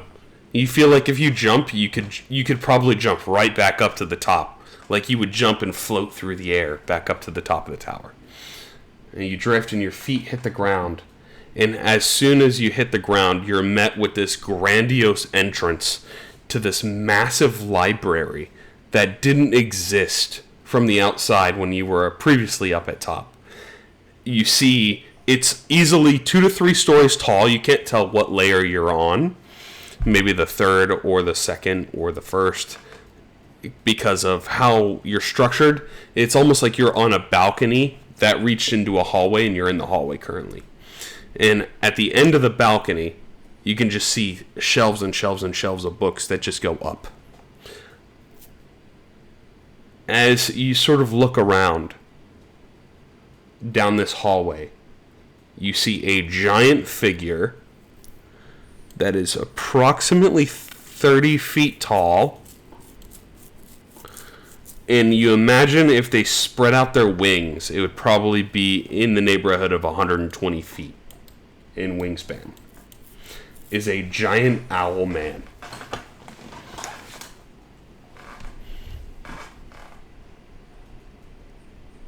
So what is everybody else doing? Something tells me that this can go very bad or it can go very good. Not much in between. The question is, has this owl-looking thing, has it noticed us? Oh, are you jumping down into the tower as well? I mean, I'm assuming I'm gonna make my way down. I don't know if So, I'm jumping or. Cordell is already at the bottom, Mhm. and you wouldn't be able to see the owl from where you are. Okay. Because he's kind of down the hallway from Cordell, which is not visible Where's the- from the tower. Either way, I'm going to at least activate my ring of jumping for sure. Okay. That way, at least I can protect myself and break my fall with either, using the walls to kind of shimmy down. Okay. So you are jumping in. And as you jump in, you probably try to inherently grab onto the wall to slow your descent, and you're already kind of drifting slow, and you're like, oh, okay. And you're like, oh, it's fine. You kind of drift down to the bottom where you see this large owl man. Easily 30 feet tall, 120 feet wingspan. Baron.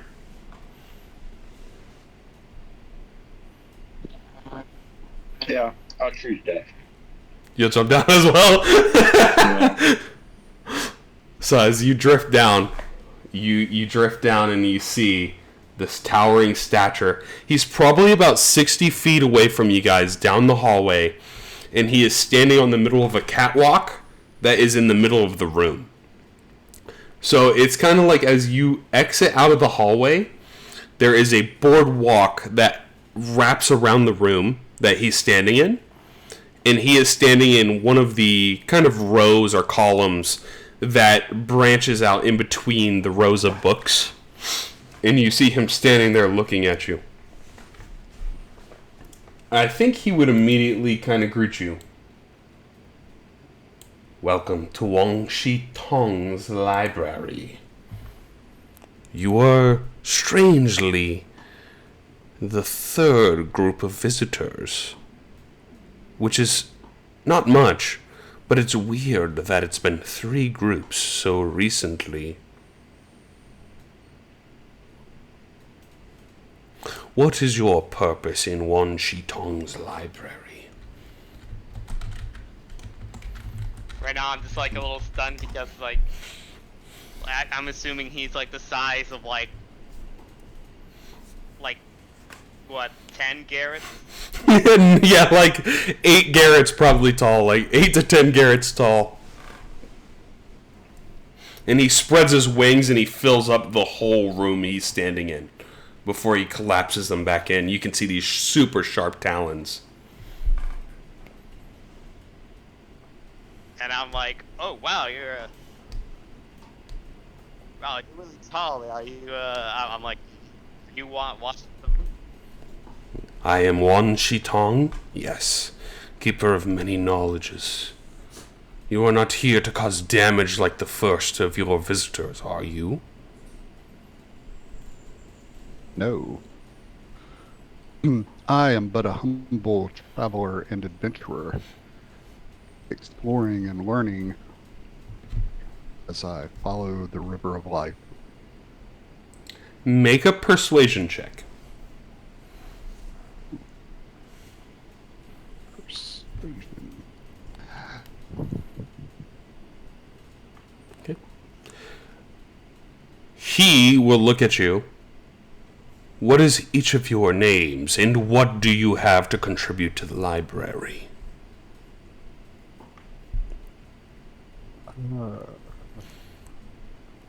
I am Cordell,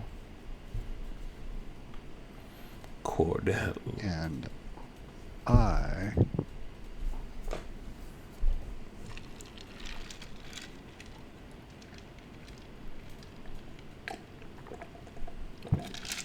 I can contribute my ink pen to the library. Do you approach him with your ink pen? Sure. Okay. As you approach, he catches a whiff. Interesting. I sense different life form on your body, on your person. He reaches over. He grabs your ink pen in his large talon and kind of twists it, looking at it. Tell me, what is this life form that has come to be one with you?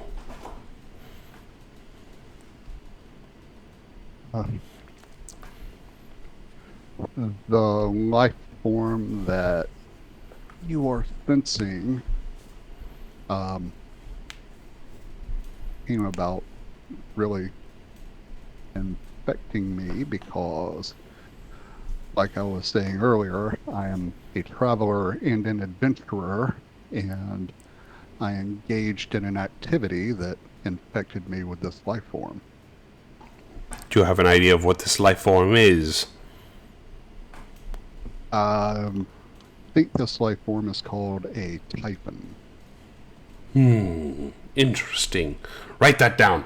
As you turn, Cordell, as you're standing next to him, you didn't see them before, but now they're all present. You probably see about 10 to 15 cats. And each of these cats is wearing a astronaut helmet, like a glass bowl on their head. And they're kind of drifting and floating throughout the room. And you see one of the cats is writing it down viciously, just like scribbling everything that you're telling him down, before he rolls it up and tucks it on his back. And he sails off, flying off into the distance. Interesting. I have one rule about Wan Shi Tong's library. You do not cause damage or injury or steal anything from the library. You take the knowledge that you must within your own head.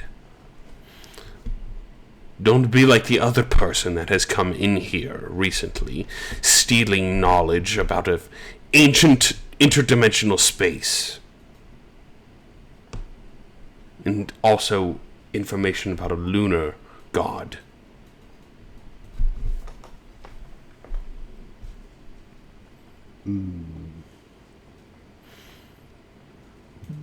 Well,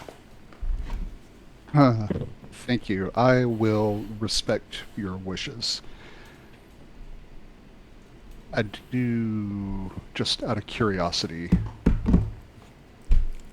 I have a nemesis, and that nemesis is named Aquarius. I don't suppose that is the vile person who violated your rules of whom you speak, is it? Immediately, his eyes perk up a little bit. Aquarius Moonlit, you are speaking of, and his feathers ruffle and sprawl out a little bit. He's the one that stole information regarding Zarx's space, yes. How may I be of assistance to you to right that wrong? If you could recover the knowledge that he stole, that'd be much important to us.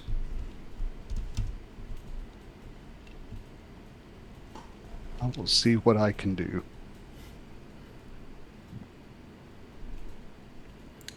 That individual Aquarius also stole knowledge about multiple gods and where they might exist or lie, including Seiloon and the Moonweaver. If you could recover that as well, that'd be much greatness to not only us at the library, but to society and the world, most likely. That information isn't something that someone should easily have their hands on. So, I appreciate it.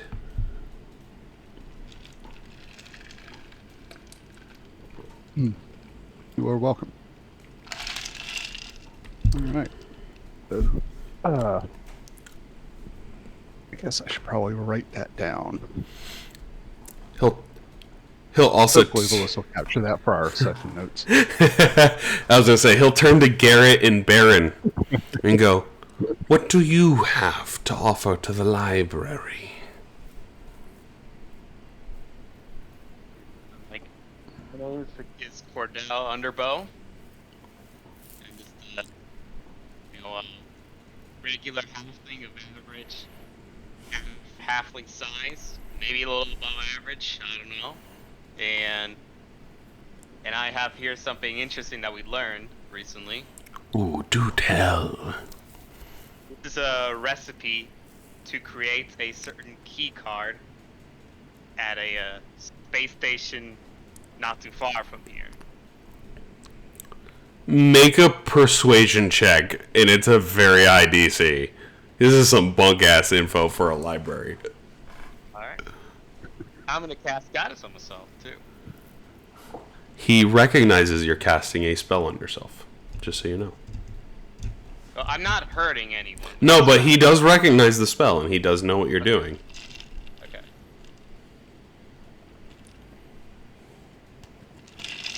And I'm gonna knack as well. Okay. It is a failure, so you do get your knack back. And he will lean over to you, and he will say, "The gods are not going to gain in garner favor with me. What god do you believe and follow?" Might follow god called Starolali, the halfling god piece. Interesting. Have you garnered any extra luck or so from following said deity? I've been able to heal and help my friends, and with the power of peace, I've been able to protect ourselves from some certain dangers. You see this owl person snaps his head back 180 degrees, and you hear him go, write that down, write that down. And you see one of the cats across the room, like, scribbling it down, and then rolls it up and tucks it behind their back and floats off into the distance. Oh, all right then. Welcome to Wan Shi Tong's library. Just make sure you do not take or damage anything. Alright. Cut to Baron. What do you have to offer?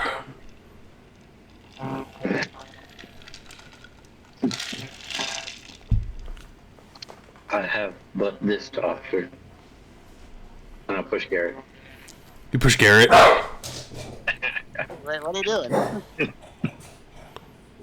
He is but a humble servant to you now. Treat him well. Hey, what are you doing? He will chuckle a little bit.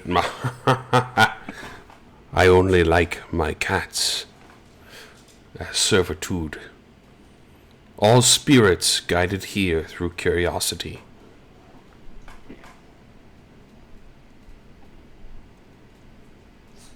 I do have this vial you made. One. He turns his head sideways and looks at you intently. And what vial would this be? Yeah. A vial of liquid silver.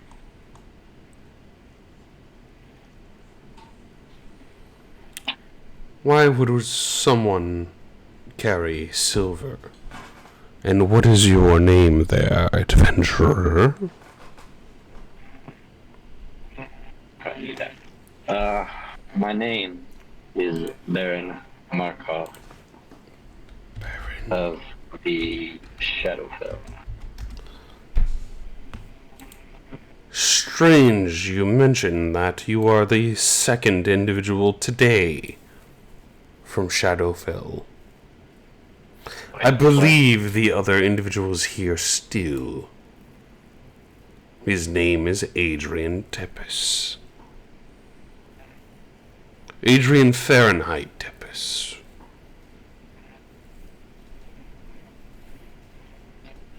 Was he looking for? I believe he was gathering knowledge about vampirism, possibly, and how to reach the Feywilds. He immediately clicks in his mind. You know Vlad Dracula and Strahd, don't you?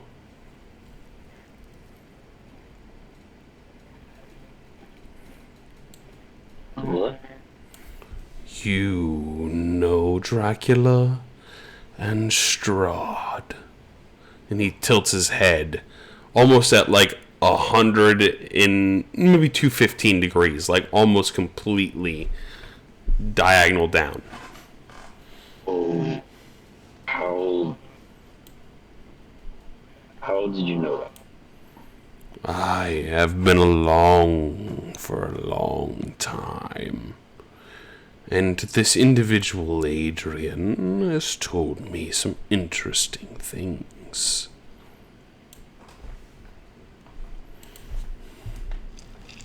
Like what? How an individual is seeking to bring him home, to covet the throne of Strahd at the behest of Dracula.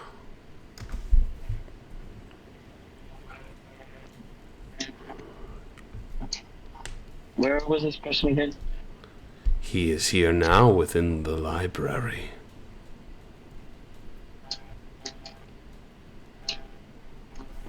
Oh, jeez.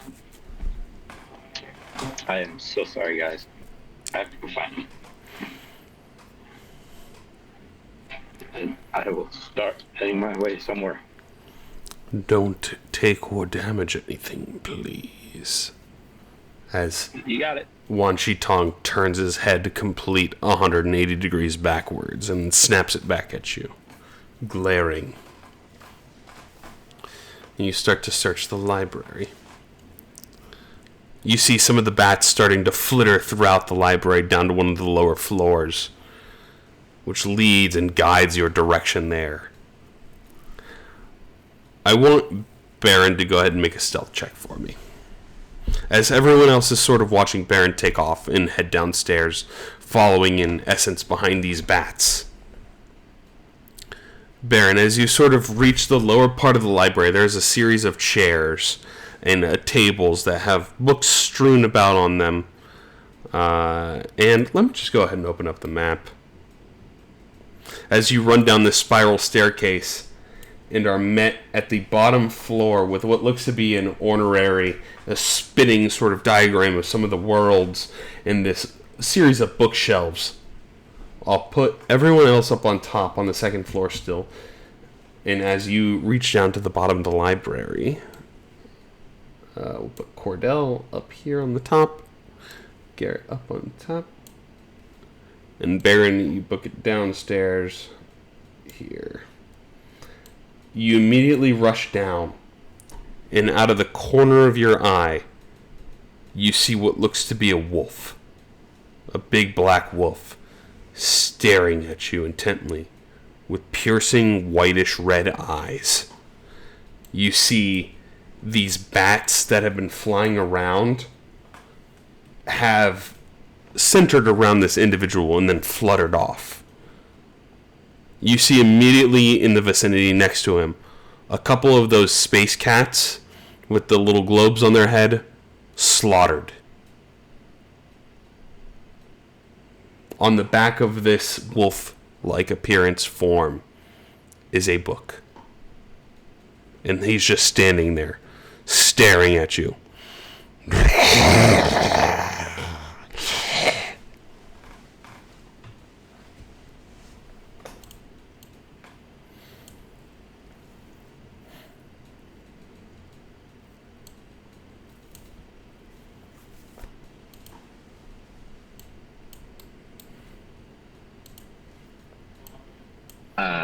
Shit.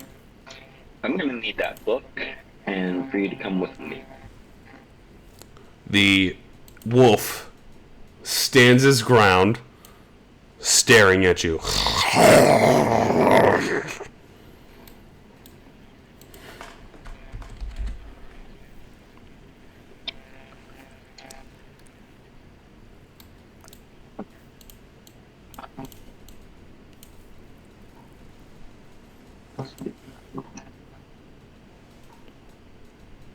I'm guessing you're Adrian? He stops growling for a second and stares at you. Immediately as that kind of happens, he stops and stares. You start to see mist and fog erupt from his body, filling the library. Getting more and more intense.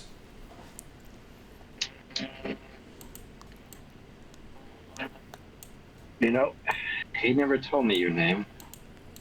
He said you'd be formidable. You hear the wolf. Yes. I knew you would come eventually.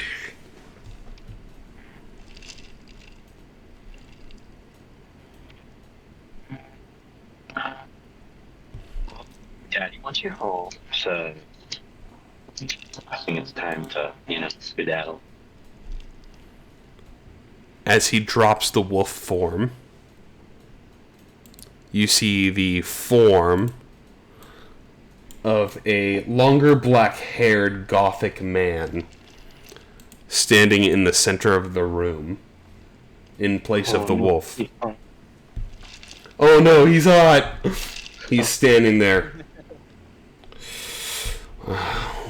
I should have known that Dracula wanted me back.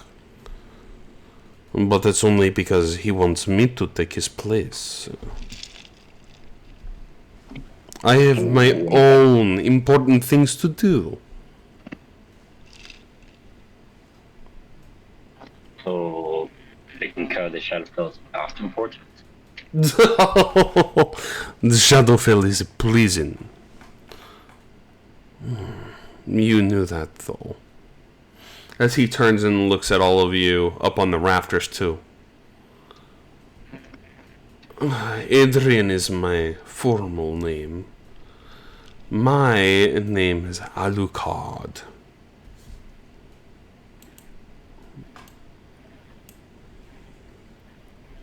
And if you've come to send me home, then you are definitely not going to stand in my way.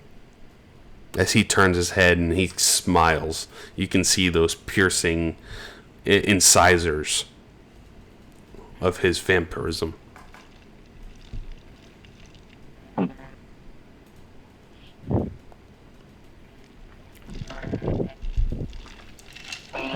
I don't think you have to worry about me right now, since you just killed that owl's cat. What can I say? I hate cats.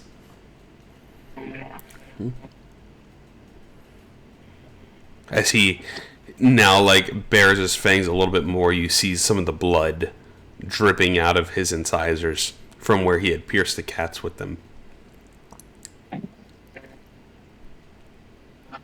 Are they? Is Cordell and Garrett 30 feet from me? Not currently, no. I will delay as much as I can. You guys are free to move your tokens, by the way. So what are we doing while this is going on? You guys would have been up on the rafters witnessing this down below. Wan Shi Tong is probably, let's give it a couple 100 feet to the south of you. I'm like, I don't like this going, but I know if we can't cause trouble, or that super huge 8-carat tall owl will come in, and I don't know what he'll do. That owl is not a problem for me. It might be for you all. Unfortunate. As he cracks his fingers. You could just let me go and be on my way. But that doesn't seem like what you are here for. Yeah. I was just. What is it you want from me, boy? For you to go home.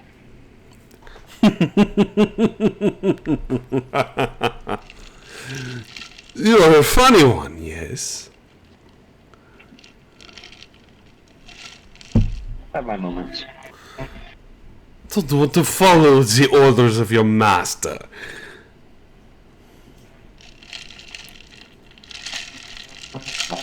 He didn't give me this power, so. But, you know, how powers happen. They come from different places. I think at that moment, too... You go ahead first, actually. You go first. So, one way or another, you'll be returning home soon. And he will say to you, and today will not be that day. As he's going to whistle. For a moment, all of the lights inside of this library dim out to darkness. And all of a sudden, you go from being able to see in color, for those of you that have dark vision, and everything's in black and white. And for Garrett, you probably quickly change over to your dark vision goggles, if you didn't have them on. So you can see, and then the light kicks back on.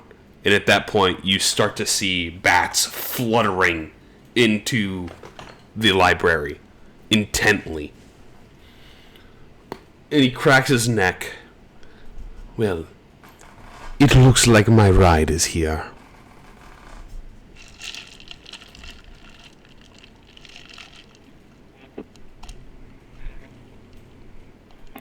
At this point, too, Garrett, you would probably hear on the connection to you, Captain Garrett, we got a problem. There's another ship. He's coming up out here. He's got bats and vampires and stuff. I don't know what's going on.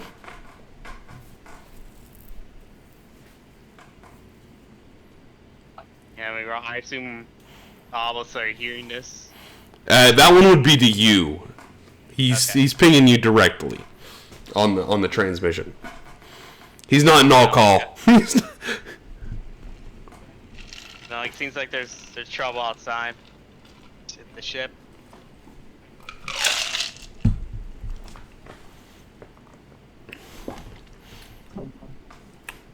I think Dr. Einbrown would be the more casual of the two. He'd probably ping in on all call. Yeah, seems like there's some vampirates or some shit out here. I don't know what's going on. As Alucard steps forward a little bit.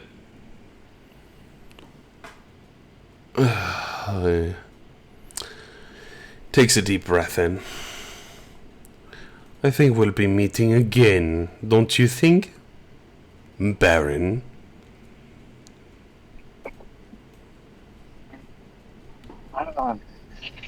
Since you are running away, I guess.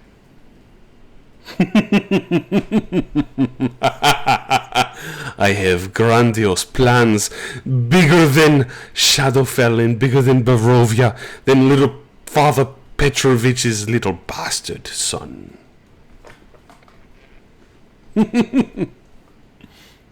As he steps forward to you, you're going to see him immediately turn into bats and flutter up to the top of the balcony.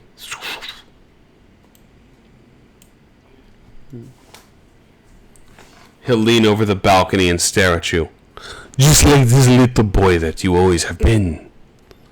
And you always shall be. Weak, Baron. Or, what was it, Edgar?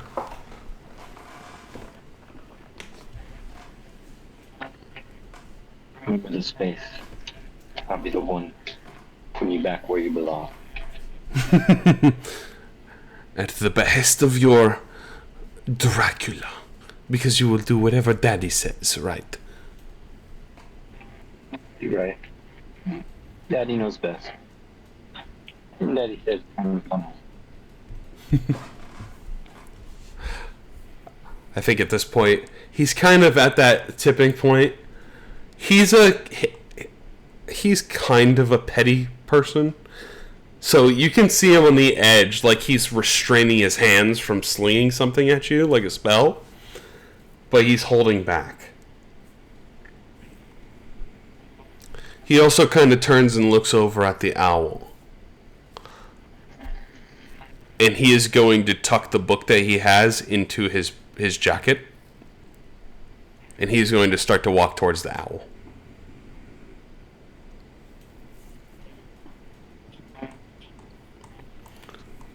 What would you guys like to do?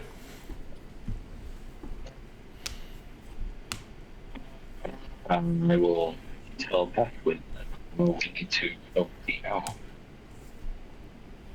Do not let him get away. You're gonna how are you guys linked to the owl? For Garrett for now. Garrett isn't linked with the owl. Justin. I'm just going to tell Garrett and Cordell. Okay. Letting him know that we need to help the owl. So he starts to walk closer towards Wan Shi Tong as you guys are there. And we'll use the same map for granularity. He does eventually get next to the owl. And he starts saying something to the owl. I want all of you to make a perception check, and it is a more challenging DC. Okay. As I'm going to put Wan Shi Tong's token on the map too. I'll use guidance.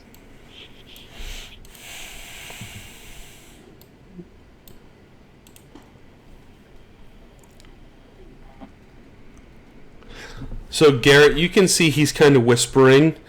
And the one thing is that he tells Wan Shi Tong is those guys took the book. Those guys took a book. And he is going to continue to walk right on by him. As Wan Shi Tong starts to stomp, flutters down next to you all. I thought I said don't take anything from the library. I have just been instructed that you all have. No, I'm afraid you've been misinformed, Mr. Wan Shi Tong. This Alucard guy, or what's his name, we saw him steal a book. He's lying to you. Wan Shi Tong, you can kind of see this glaze over his eyes. He also told me that you killed my cats! As he gets, like, more angry, as you see this red sort of glaze over his eyes, like he's not himself anymore. You see this? You do see this. Okay. I'm tweaking his face. Okay. We're going to roll initiative here, and all 5 of them are going to partake. Because Wan Shi Tong is under the effect of an ability. Because he rolled a 2 on his wisdom save, which is fucking nuts. So, we'll take a quick break here, roll initiatives, and then we'll come back and we'll hit the fan. Okay. Initiative, you say? Wow, this guy's a petty cheater. Trying to kick his ass.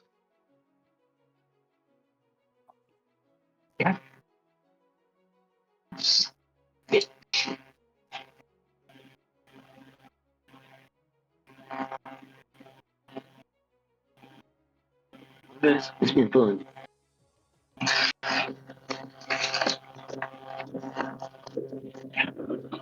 I enjoyed playing Baron 2.0. Alright, obviously the first thing I gotta do is I gotta give us the bond.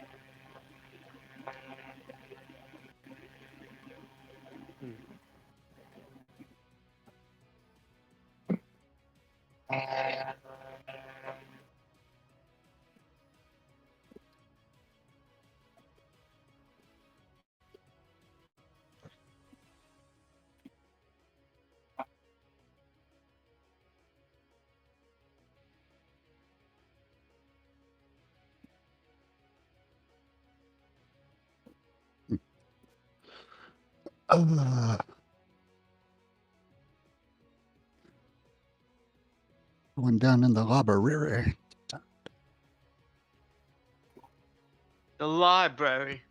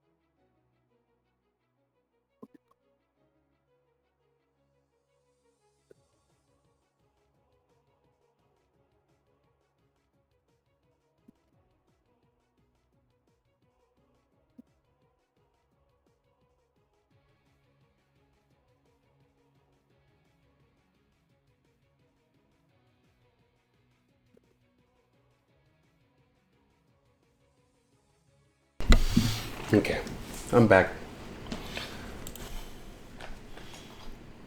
Everybody here? Yep. Well, I'm here. Ready? So you got it. Wow, Cordell, you rolled like a friggin' monster for initiative. Holy cow. Wan Shi Tong rolled like balls. And Alucard rolled like balls. So, Cordell, you see this Wan Shi Tong whose eyes have this red pierce to them that they previously didn't have. As he kind of steps towards you, wings spread out on 120 feet, piercing claws, looking angrily at you, like he wouldn't listen to reason. And it is your turn. I got a first shot at Alucard. Go for it. All right. First attack. Hits barely. Take that. I'll take it. And Good it barely damage. damages. That's still damage. All right. I'm gonna shoot him again. 19 for 32. 32 hits indeed. For 15 damage. Good damage. You shoot him twice and he turns and he looks at you. Interesting.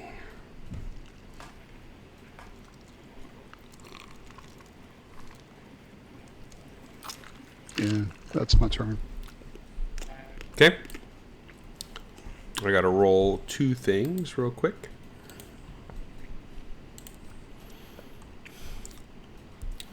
And yeah, you're using the Mage Slayer pistol, correct? Yes, I am. Thankfully, it's not a spell, so he's not concentrating on a spell. It's more of an inherent ability. Because if it was a spell, that'd be real bad. He rolled pretty decent, actually. So he is still focusing on his charm. He's not concentrating on a spell, but he is still withholding his charm. Because it's damage to save base. Yeah. He can kiss my ass. So, is that your turn, Cordell? That will be my turn. I'm Okay. gonna stand my ground for a little bit longer.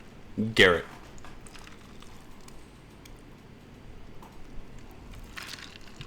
Just to check, is the darkness still in the area? No, it dimmed for a second, and then it shot back on. So Okay. you can see currently. Okay, so I'm just having my eyes of my seeing. I don't think that really matters too much, or maybe it could help. I don't know. So first off, I'm gonna use which I assume is a bonus action. Yes, it is. No, this is an action. Never mind. Thought it was a bonus. I could have sworn. Well, whatever. Think we need this. Well, it's fine. I have an idea for the bonus. I'm going to first my action gonna use an emboldening bond on myself, Baron, and Cordell.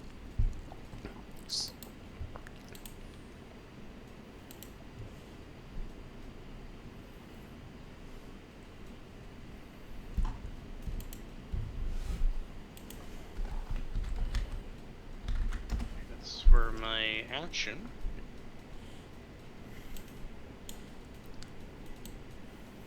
For bonus.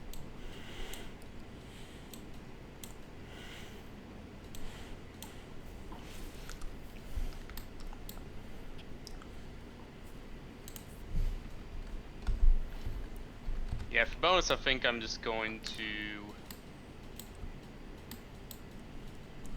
probably going to activate my ring of jumping. have that ready to go. Now for movements, I'm realizing I'm much more nimble. Now with my newfound, gain battle experience. Gonna be like, how tall is this thing? Like, In here, probably about 30 feet at this point. okay.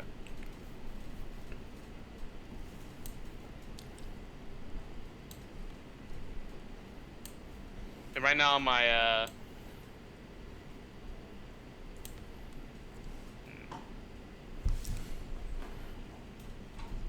and how tall is that table there? Like a normal table, probably like about 3 feet, 4 feet tall. Okay. Yeah, right now I'm just gonna try to not be too huddled together, but also I'm not gonna separate myself to keep the bond. Okay. Alright, so I'm going to be 5, 10, 15, 20, and just get up on the table, which I assume should be relatively easy with my nimbleness and Yeah, my easy. range jump. Easy enough. Blank. And jump right on the table. Just sort of brace and prepare my next move, and I'll end my turn. Okay. It will cut to Alucard's turn, which from his previous round, he holds his hands up as he's starting to walk down the alley. You immediately watch he heals up his wounds that Cordell had inflicted on him. And then he holds his hands up. He's like, "Get them, my children!" And you watch as 5 swarms of bats immediately emerge out of his cape as he lifts them up. And I already rolled for their initiative. And they will immediately start to swarm on the party as he is going to continue walking. 5, 10, 15, 20, 25, 30. He's walking towards the exit. He's going to turn around and he's going to look at all of you. And he is going to target all of you. And he will go, "I didn't ask how big the room is. I said I cast Fireball." And he is going to cast Fireball. And do we hear this? Yes. What he said? Yes. Wait, who are you talking to? he's just casting Fireball. Counterspell. Oh, counterspell.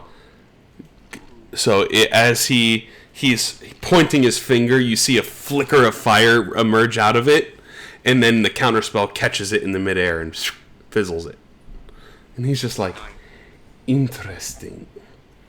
He's going to use his bonus action to shapeshift polymorph into a bat form, and then he is going to move the additional 30.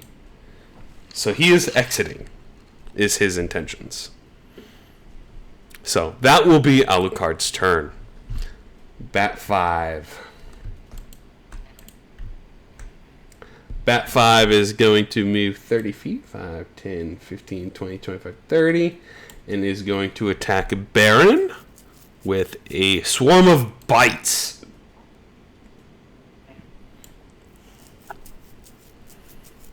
$18 hits.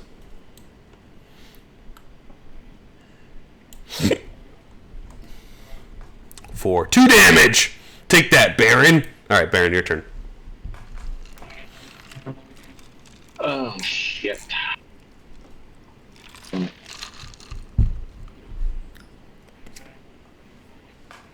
Let's see how. Yeah.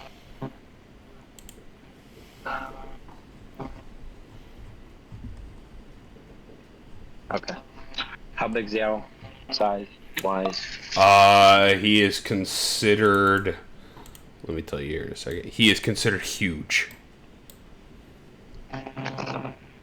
Even though his wingspan is gargantuan, which is weird to me. But he is considered huge. Alright. Well, Batman's gonna leave, so I will. Shit. Fucking hell, Garrett. Why'd you leave? Can't do that anymore.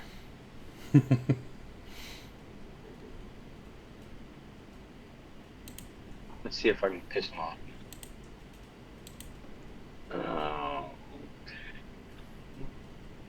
Let's go ahead and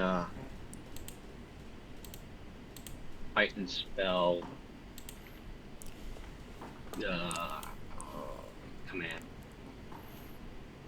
command on Batman.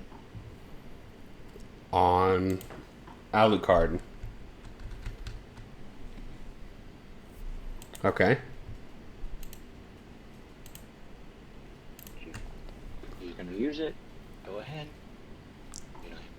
He succeeds. You kind of get the feeling that even as he's walking, he turns to you and you see the glimmer in his eyes that he could truly succeed if he wanted to. He seems a more powerful entity.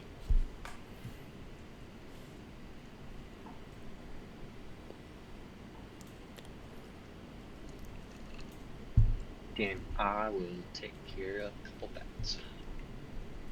Okay. Bonus action. Use. Eldritch Blast. Okay. Quickened Eldritch Blast. Nope. Eldritch Blast was bonus. Oh. Is it bonus action? It is an action. Oh, it's an action. Okay. Nope. That's it. Okay. Swarm Bats 4. 5, 10, 15, 20, 25, 30 dash over to Garrett. That will be their turn. Wan Shi Tong is going to breach out his giant wings. And he is going to make 2 attacks. One with its beach, which is weird because it should definitely be beak. So he's going to fly. That's actually like a stat block from the rock. That's crazy. I just copied it over. Yeah, he's going to make an attack with his beak and the other attack with his talons. One at each Cordell and Baron. So Baron, you will get hit with the beak, and he does get advantage due to flanking with the bats. That is a 32 to hit. Yeah, that hits. That's Baron. So Baron, you take 35 damage, piercing damage from the beak, as it just kind of pierces and shunts right through your armor. Your leather armor kind of gets dented in partially, and you can see blood immediately starting to come out of it as he reaches around and swings his large talons at Cordell. Cordell, that is a 27 to hit. So Cordell... Well, he missed because I had him on a flat of 20. Oh, okay. So Cordell, you take 24 damage, and you're immediately grappled in his large talon and restrained. So that will be Wan Shi Tong's... Oh, you can reduce it. Yeah, you can reduce it by the 3. Yeah. So you can use your 3 if you wanted to reduce the damage as well. Cordell. 3d8 if you want to reduce the damage. But you are still grappled. I'm just gonna take it. Hold it. All right. Hold your motes. Accumulated. Yeah. All right. Just hold the motes. Yeah, I'm gonna hold on. Okay. So that will be Wan Shi Tong's Wan Shi Tong's turn, as he is currently grasping you, Cordell, crushing you inside of his giant claw. Cordell, you are grappled and restrained. You can still attack, although at disadvantage with the restraint. Yeah, I will do that. Like I said, I really did not want to do that to this guy, but I'm going to take my shots. First attack.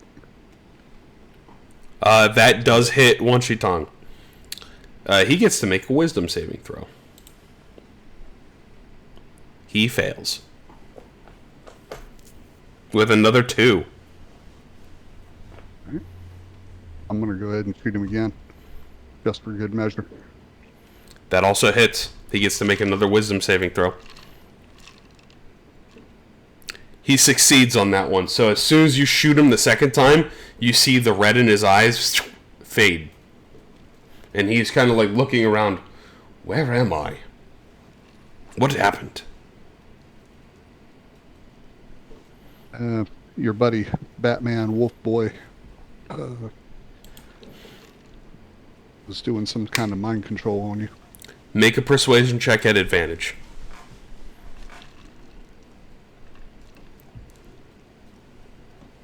Persuasion, not perception. Very different things. He kind of looks down at you, and he looks over at Alucard, who is walking steadily down the hallway out the building with all these bats. Not a high DC. He will let go of you as part of his reaction to breaking the charm. Let's see. So you are no longer considered grappled or restrained. And he's not immediately on your side. He's currently hesitant and trying to figure out what the hell is going on. So his faction is currently none. He has no idea what the hell is going on. Yeah, I kind of get that. It sucks. Sucks to be him. Sucks to be us if he attacks us again. So it is still your turn there, Cordell. Not grappled or restrained. I'm gonna try to move. Okay. 1, 2, 3, 4, 5, 6. He will not swing at you as you walk by. He's still just trying to piece everything together and figure out what's going on. Right, so that's 2 attacks, and I've moved. I think that's all I can do at the moment. Okay. It's my turn. Swarm of Bats 2 fly up towards you, and it is going to make an attack, Cordell. That is a 20 to hit. Dice. Nice. Yeah, I had a 19 armor class. Max damage 8. Alright, Garrett! Alright, see that. See, Wan Shi Tong is he's there confused, and I'm like,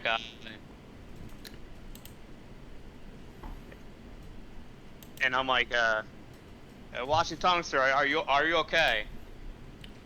I'm trying to figure out what is going on. What happened here? I think that that guy, Alucard.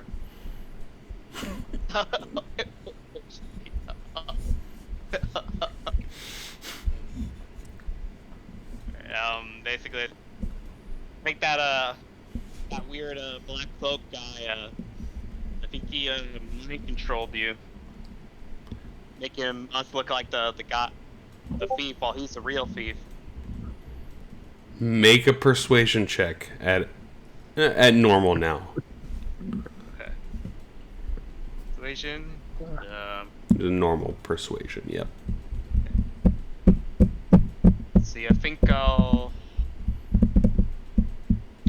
use my action is I can use guidance as an action, or is that a bonus action? It's an action for guidance. It's guidance. So use your action to cast guidance on yourself before persuading him. Yeah. Okay, go for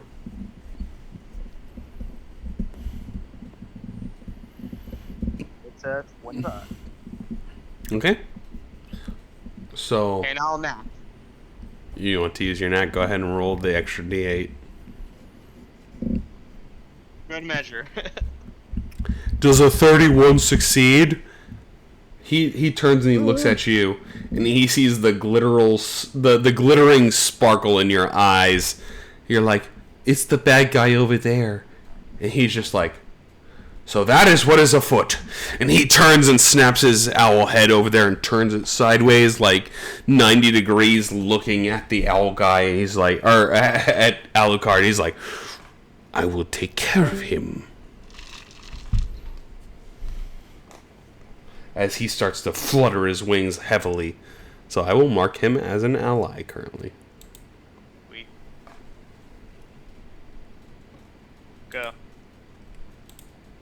I think I'll also assist you because I'm not gonna lie, that guy's kind of pissing me off too. And to show good faith, I'm going to use my bonus action. And I'm gonna cast. I think we should be. I'm gonna cast Healing Word on Wan Shi Tong. Okay, I like it. Yeah, go ahead and roll that ice on him. So I'm throwing up some more music.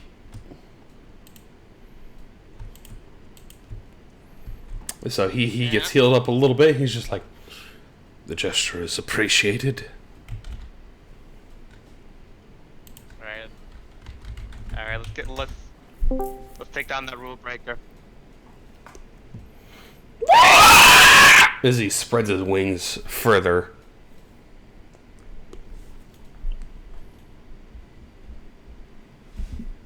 So Garrett, is that your turn, or would you like to move?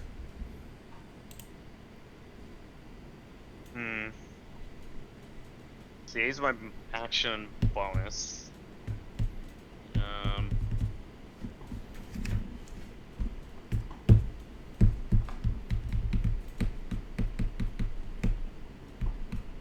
Normally I would stay put, but I feel like I need to keep pace, so I'm gonna take the risk here. So right now my jump, what would be my normal jump? Like now that I have like 30 feet of movement. It's your strength score. 8 feet.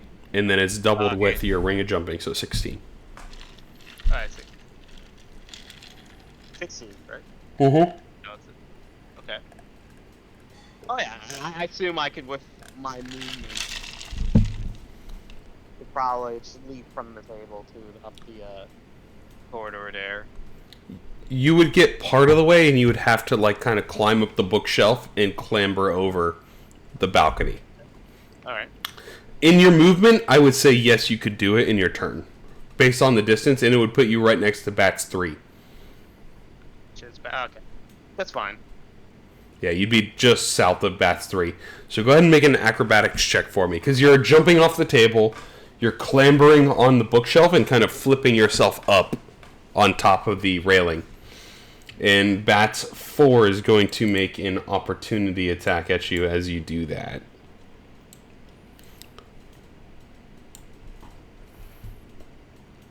I'm assuming Bats 4 hits. Hang on. Would you like to use your reaction as well? I mean, it's not much damage, but...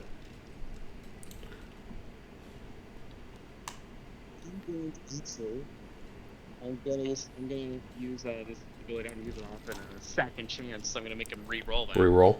Gotcha. Yeah. It misses. There you go. Nice. So as you can feel some of the teeth of the swarm of bats scraping at you for a moment, and you just like kick the one bat that was scraping your teeth as you jump and grab onto the bookshelf. And as you grab the bookshelf, you kind of like yeet yourself almost like a double dino and just fly over the railing and land up on top. Landed right next to the bats. That would be your movement, your full movement. Alright. Alright, I think that'll end my turn. Okay, awesome. We'll go to Swarm Bats 1. We'll probably 5, 10, 15. We'll fly around and try to swarm you there, Garrett. And we'll make an attack at you at advantage. Also trying to guard Alucard. Misses. That will be that bat's turn. 3 will do the same thing. I'll use uncanny dodge here. I used your reaction, unfortunately. Yes, also misses. Alucard is going to be up. He is in his bat form currently. He's going to turn to all of you, and he's going to go, I hate cats, and I also hate sushi. You all can die in hell. As he is going to continue flying off into the distance. And he's going to go... Hell no. I haven't nobody get sushi like that. He's going to fly off in the distance, you hear him disappear up the chute. And then you'd probably hear Jerry up top. Oh, there's another bat that just joined in. It's just getting crazy up here. And that will be Alucard's turn. Swarm of Bats 5 is going to make an attack at Baron here at normal. Misses. Pass. The Baron.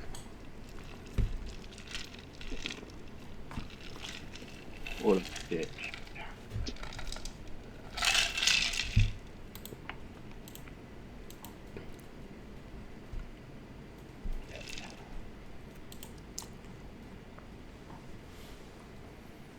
Would it be worth it, Cordell? So Can you get to him? I can.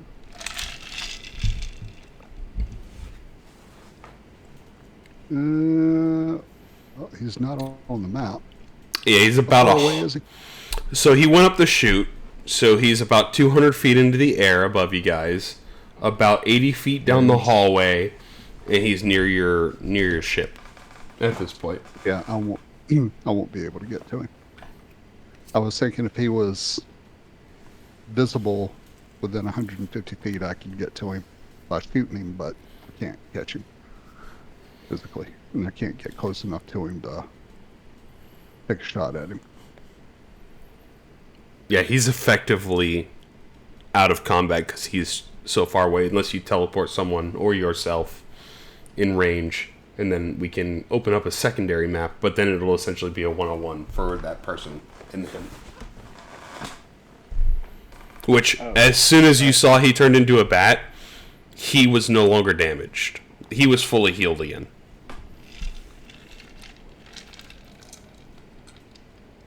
Alright. Mr. Wan Shi. I can get you closer. Will you help us? What do you mean, help us? I can't leave the library. Oh, you can't? If I leave the library, I will no longer be here. I am a spirit tied to the library. Okay. Well then, can you help me with these bats? Oh, 100%. Fuck these bats. Okay. He's like, oh, easy enough. Cordell, Garrett, you ready for a ride? Yep. I will twin cast chaos work. 90 feet that way. 90 feet. Where? Towards the hallway that lets you jump up to your ship? Yep.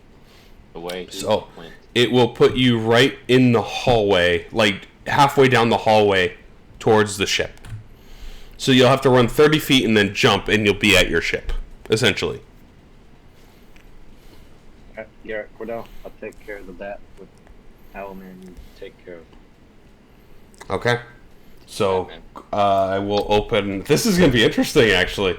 So you guys are... You have to move your full 30 feet, and it will put you next to your ship.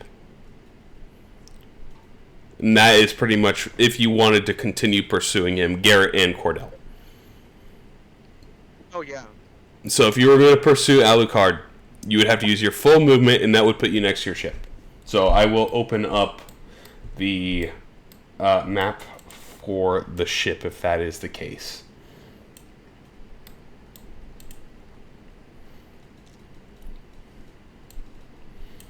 Anything else for you there, Baron, as I open that up?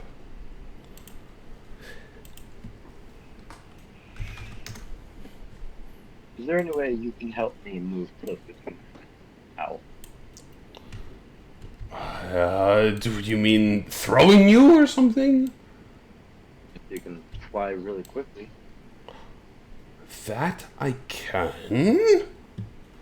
He kind of thinks for a moment.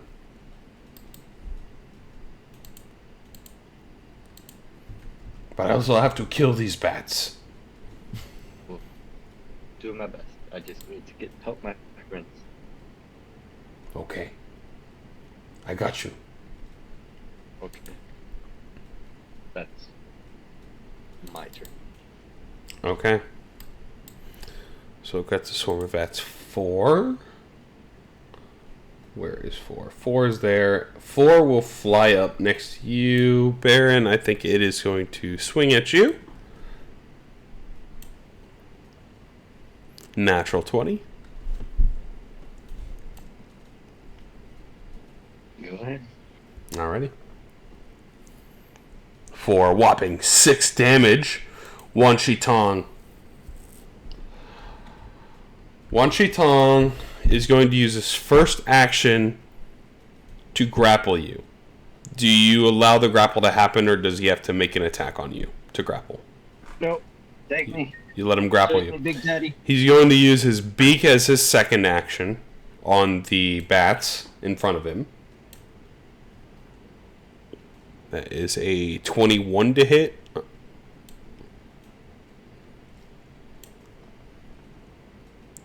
So he immediately swings his beak through, almost kills the swarm of bats, grabs you, and he moves half speed because he is carrying you now. Instead of 120, he's going to move 60. So he will roughly put him almost towards the 5, 10, 15, 20, 25, 30, 35, 40, 45, 50, 50. I got it exactly 60. So he is like almost to the hallway, holding you, and he is going to release you as the free action.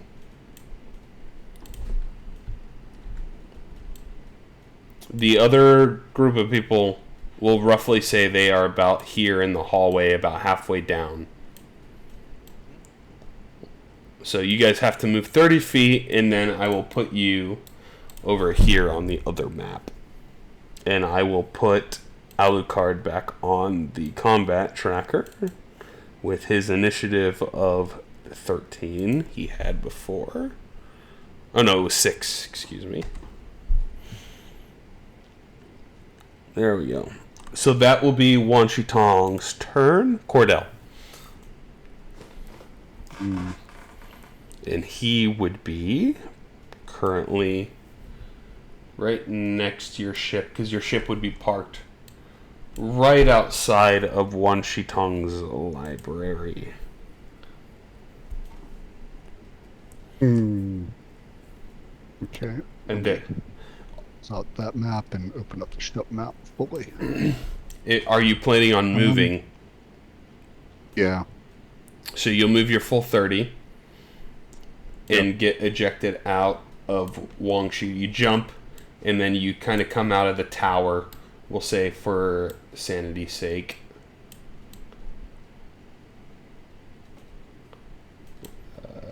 This would be the tower. You kind of jump out of the tower, and he's already right there flying right next to your ship.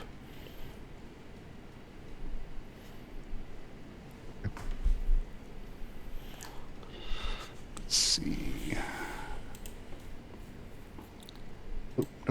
Nope. Yep, I am a ground-based individual. I don't have anything to help me fly, so...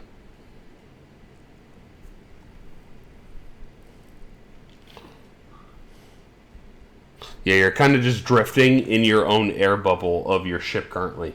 So you have oxygen in the area. All right, I will try to swim to the ship, You, so to speak. I get what you're saying. So you can drift steadily inside your air bubble, because it's almost like kind of a surprise from being shot out of the tower. Normally, if you were off the ship, you would just sink, but from the tower, you kind of drift a little bit. And you're floating. It's at half speed, so you would have to use your action if you want to continue moving, because it took your full movement to get down the hallway and up the tower. Okay. So if you want to use your action, you can dash, is what I'm saying, to try to float. I think that, yeah, use my action to dash to try to get myself to the ship. Okay. And that would put you right next to him with 15 feet. And then you would be able to ground, and you have 15 more feet if you wanted. Okay. But I would not be able to attack just yet. Unless you action surged. No, I'm going to hold on to the action surge. I got a feeling I'm going to need that a little bit later. Okay. Like the notes.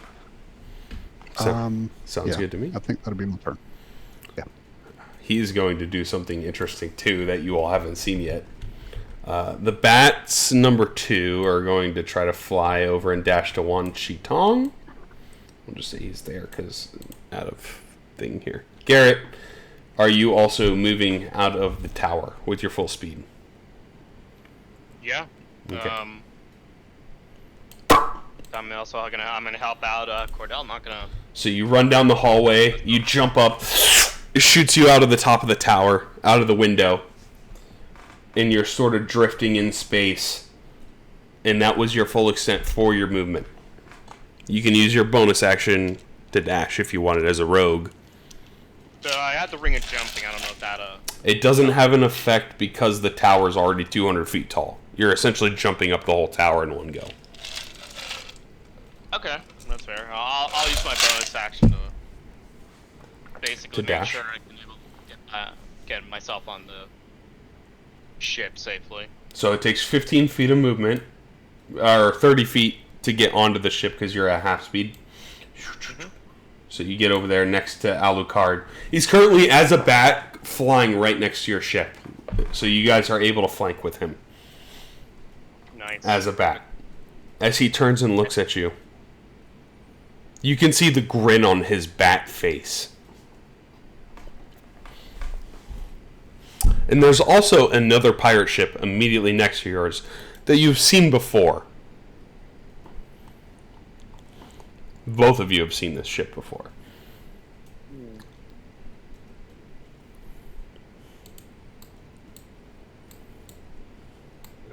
It's Braska. It is not Vraska. This ship you would recognize as Veluna Valderax. Oh yeah, that's Bella's mom. The vampire captain. Captainess. Oh wait a minute.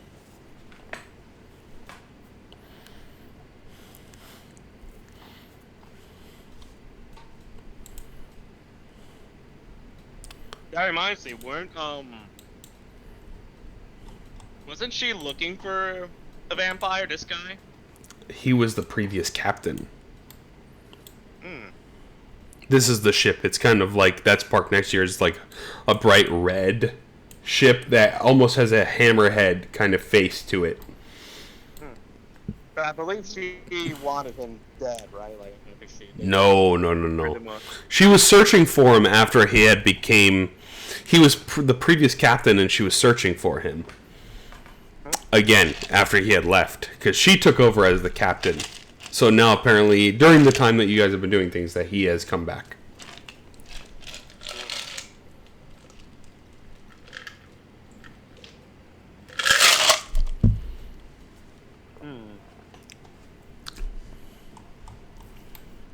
So I'm like, I remember this thing. Would you say that Garrett would remember this after seeing like the ship and seeing the sky? Yeah, you would see the Jander Sun star right next to you. And then you see probably Veluna is helming all of the vampirates and the priest that's on her crew. As Jerry's freaking out, he's behind the wheel, he's like, oh, what's going on? He's just like screaming, and it's all hell's breaking loose on your ship. Hmm.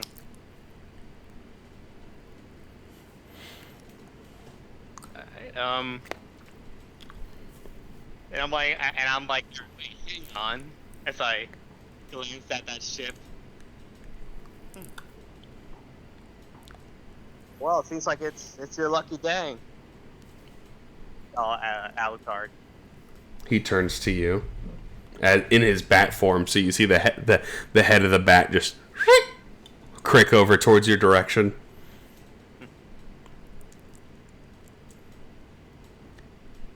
You hear like a little voice respond, "It was all part of the plan." As you see that little scroll tied to his back, currently as he's flying in bat form.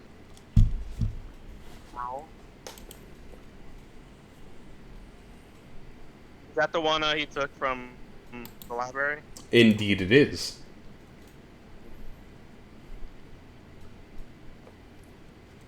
Hmm.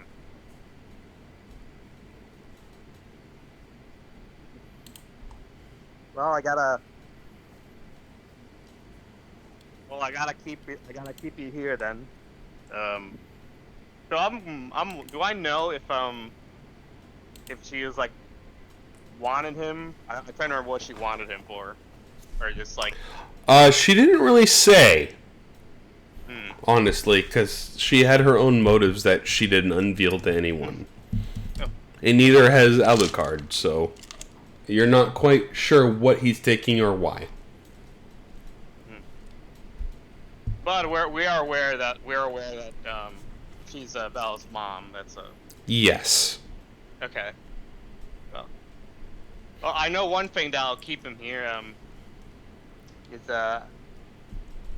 I'm going to basically, as I'm distracting him with the talk, I'm like, we're gonna keep you here until she arrives. Then I'm gonna do a super quick movement and sleight of hand to grab that scroll from him. Give me a contested sleight of hand against his, and he will have his legendary resistances to succeed, I believe. Let me see. If worst case. Or depending on what you roll. We'll see what depending. I don't think it actually works. No, it's a saving throw. It won't work. Could I use my my guidance? So you use your bonus action. I will say swiping the thing off of it is taking your action. So unfortunately you wouldn't be able to do it in this case. Okay. So it will be against his sleight of hand. Okay. Which, to be honest, isn't as good as yours. So there might be a chance. And I'm gonna knack. You can look at the results before you knack. You succeed. As he's flying as a bat, you swipe up and grab the scroll off of the bat back. And he continues starting to flitter and fly.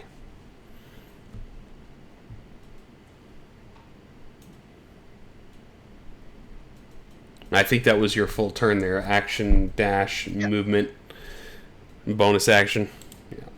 Yeah, I wanted to attack this guy, but I'm like, it's also a pretty rewarding turn. That was really rewarding. So is that your turn there, Garrett? Yeah, that's a good turn. Bat 1 will attempt to attack Wan Shi Tong. I think at these points the attacks on Wan Shi Tong are going to be minimal at most. So this is kind of the negligible part of the combat at this point, because Baron is going to also be able to make it out of the... I think Baron would have to dash, but he'd be able to make it out towards the boat too. But I think that's the part that's not going to matter.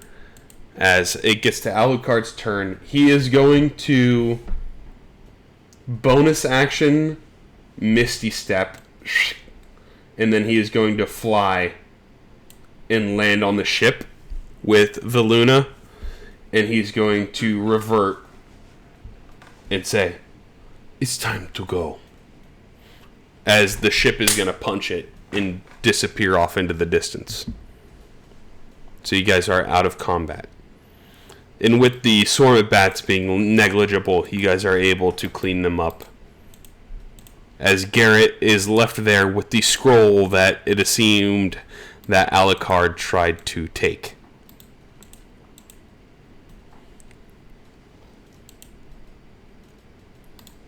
So, you guys are out of combat.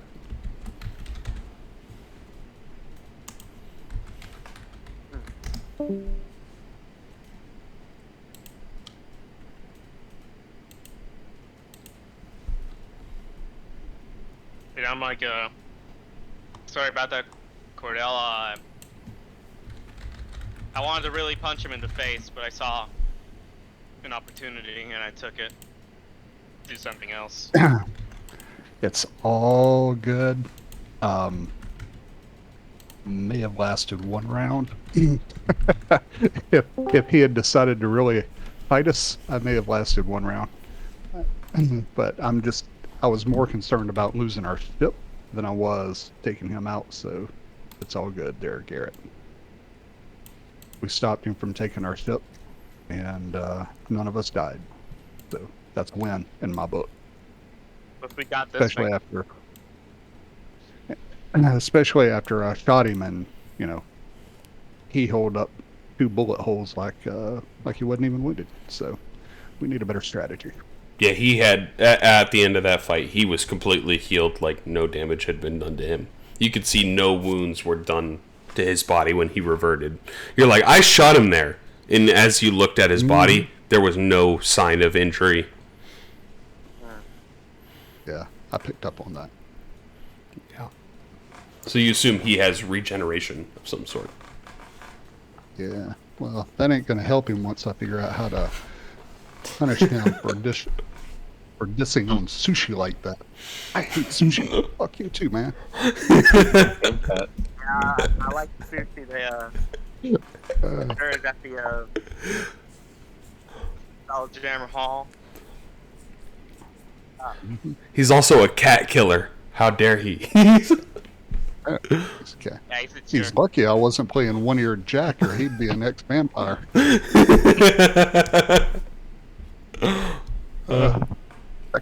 I kind of like One-Eared Jack's chances against Alucard one-on-one.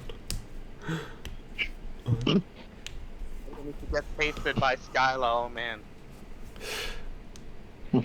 So Garrett, as you guys are sort of here in the aftermath of this quick fight, you have the scroll in your hand. An aftermath of the struggle, this brief conflict.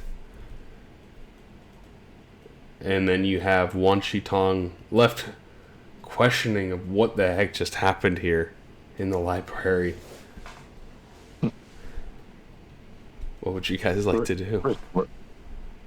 Great work, Garrett. I knew you could do it. Yeah, I whisper. I can psychic whisper to Baron like Wait, yeah, the guy got away. He went to the other vampire lady's ship. Bella's mom, the guy was looking for him. I'm right beside you. But however, we still accomplished another thing. Got the I think it's we got time the to thing back. return.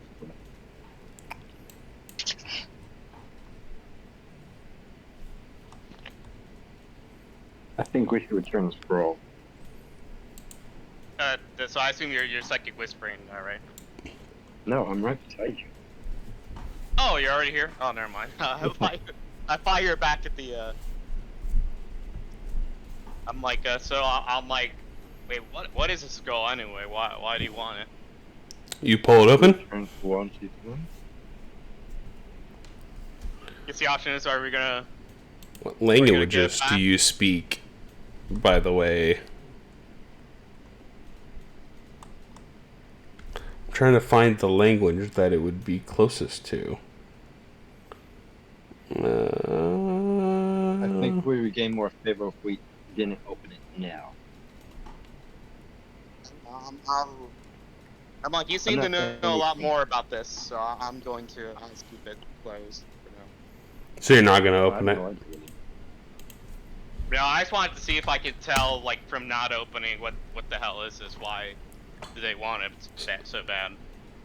As you just like slightly open it a little bit, it's in a language that you don't understand, but Cordell, it is in a language you do understand. Okay. And assumably it is in a language that Alucard also understands. Read. I didn't know you could read.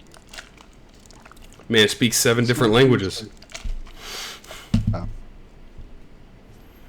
Okay. So it's up to you guys. You have the scroll. It's up to you guys if you want to divulge. I think we should give it a one sheet and then ask if we can open it. Alright. In the Seems like you mythical definitely. book. Okay. We still wanted to get the information about the multidimensional travel, so I don't think we'll be able to do that if like this. So yeah, if I think we can. If you feel like we should get it back, and we can do that.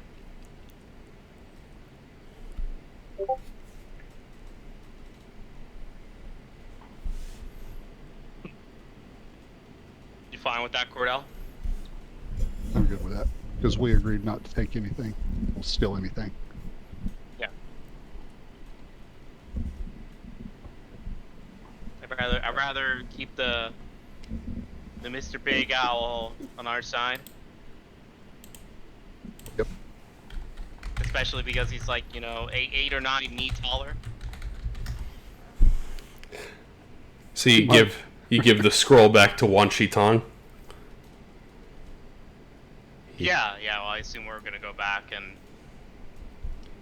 He plucks the scroll from you, and he opens it up, and he'll say, "Thank you for recovering this. This is very important documentation and ritual." As he opens it up, Cordell, he'll reach it out and show you the contents, and you're the only person that can comprehend what is written on the scroll. And it seems to be a ritual of some sorts to overcome the downsides of being a vampire. They're essentially a ritual to remove the weaknesses of having to deal with forbiddance, running water, a stake to the heart, or sunlight hypersensitivity. This ritual would essentially remove all of those aspects, sort of humanizing you and letting you come into the daylight whenever you want, and letting you not be affected by anything that a normal vampire would be.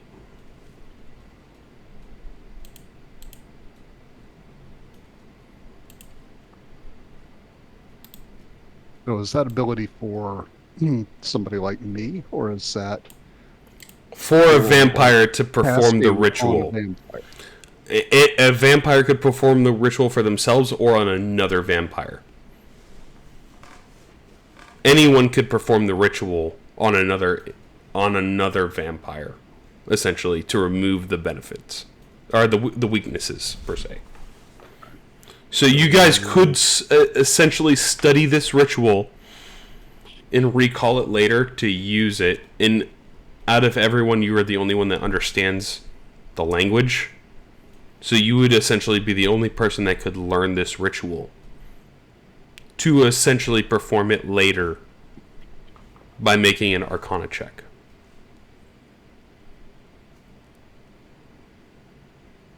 Decisions.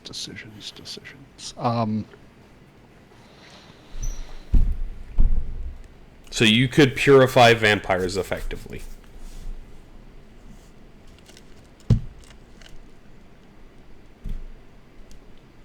I'm going to ask Wan Shi Tong if there is a way that, or if it would be acceptable to translate that scroll into a language that my friend Aaron over here could understand. Give me a persuasion check. I have a 10 charisma, and I have done almost nothing but charisma checks tonight. There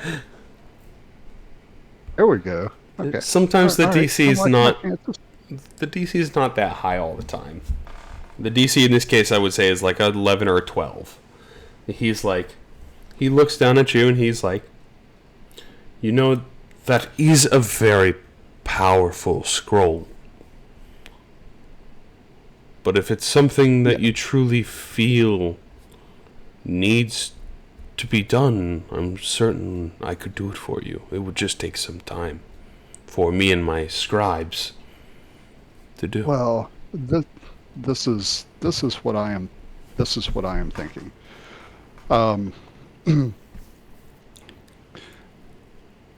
It appears to be a gift that I can understand the scroll and that I can make out what the scroll is about. However, however, I am good at physical combat. I am not good with magic. However, my friend Baron over here is very good with magic. So I was just thinking, and that's why I'm asking if this would be acceptable in your sight as the keeper of the library. If we could take and translate that into a language that my friend Baron could use and understand. Since you have assisted me, I can get this scribed over to Common for your friends to take a copy with you. It'll take some time, and I will also allow you to take another book of your desire with you for assisting me. Is there anything that you're looking for in particular? Some knowledge that have drove you to my library?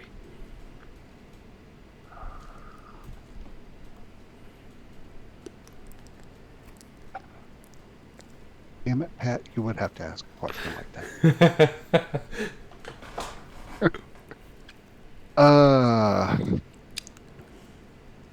Alright, so out of character. Cordell, through the use of the Typhon and some good luck, got rid of the mind flayer that was swimming around in a brain matter. So, got that. I don't know if I just want to remind you, you guys also have a scroll of divination on your person. That doesn't necessarily have to be researched. Well, that I don't know that we really need to use that at this point in time. Fair. I'm just trying to think if there is something that Cordell needs to know. Maybe how to exercise his Typhon. Or do I want to run the risk and keep going on with the possibility of being turned into a Typhon? I think you would have an idea as a character that there are people in the world that already would know that answer, that you have also talked to before. Okay. So if we go that route, then this kind of shapes up like the genie in the bottle conundrum. So I'll say Wan Shi Tong as a humble traveler and I guess friend, as a friend. What kind of knowledge would you like to have added to the library? That is the kind of knowledge I would like to return to you for the hospitality and the assistance you have given us, in lieu of taking something for myself. He thinks about it for a second. He is a creature of vast knowledge of time itself. He's been here for a long time to acquire the knowledge, and he knows a lot to be told. And I think there's one thing that would perplex him more than anything in existence, and that thing would be a recent phenomenon that he would allocate to both the 20 moons.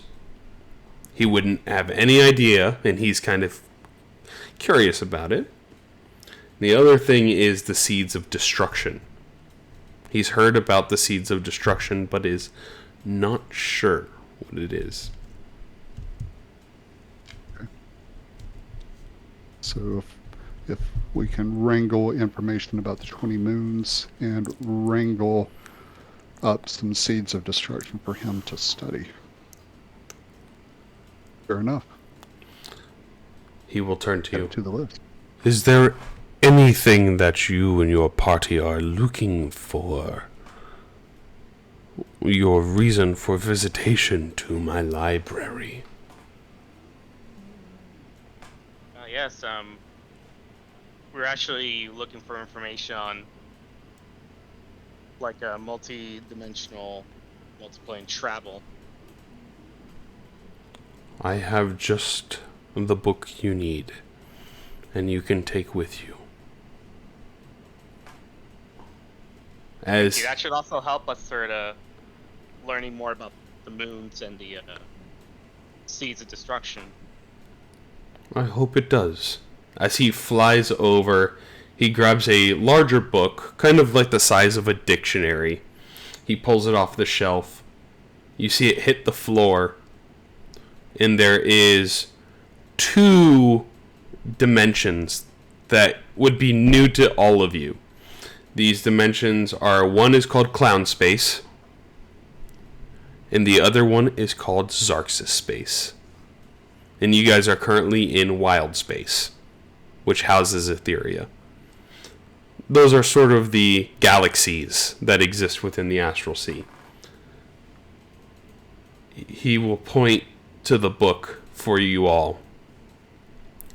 I think this is what you're looking for.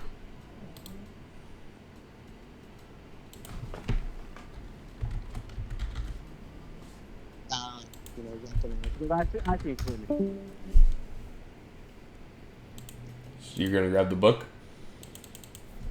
Yeah, definitely. I'm like, thank you.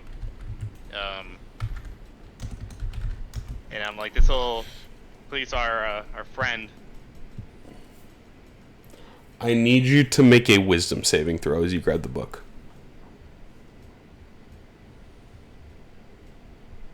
David knew.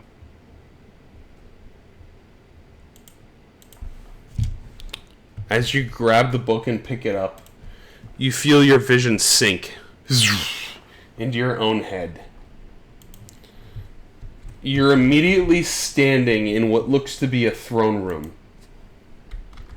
You see this astral elf male that is sitting there at the throne, gripping his head as the door opens up. A woman astral elf walks in. She says, "Brother, are you going to be sitting at the throne all day long while I have to do all of the work? It's getting tiring having to keep feeding the light of Xarxis."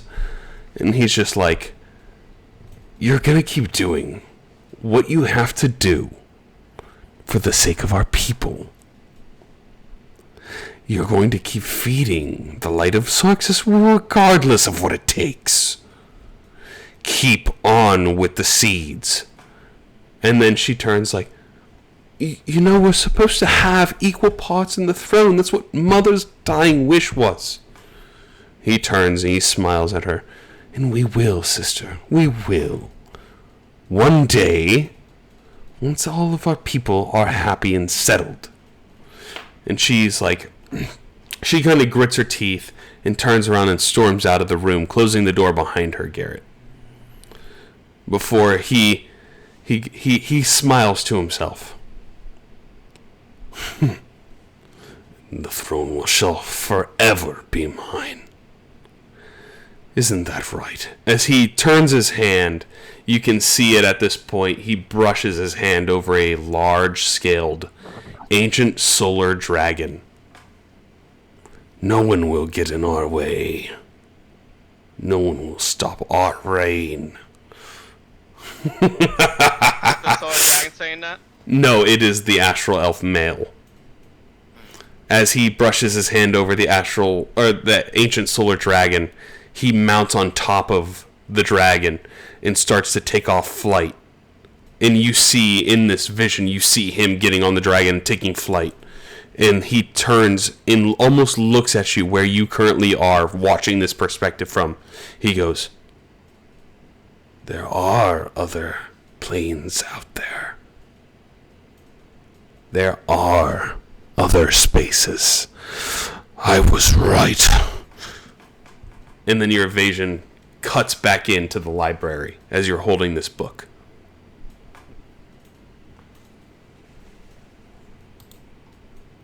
I'm like, ooh, ooh, what the hell's that?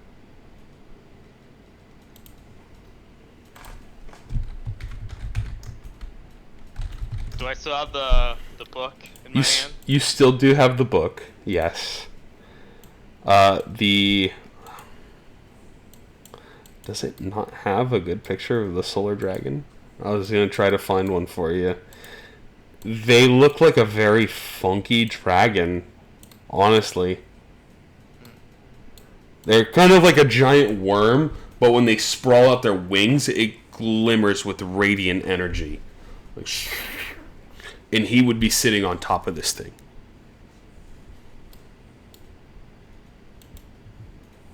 So as you sort of realize the struggle for monarchy power among the astral elves, that is where we're going to end the session.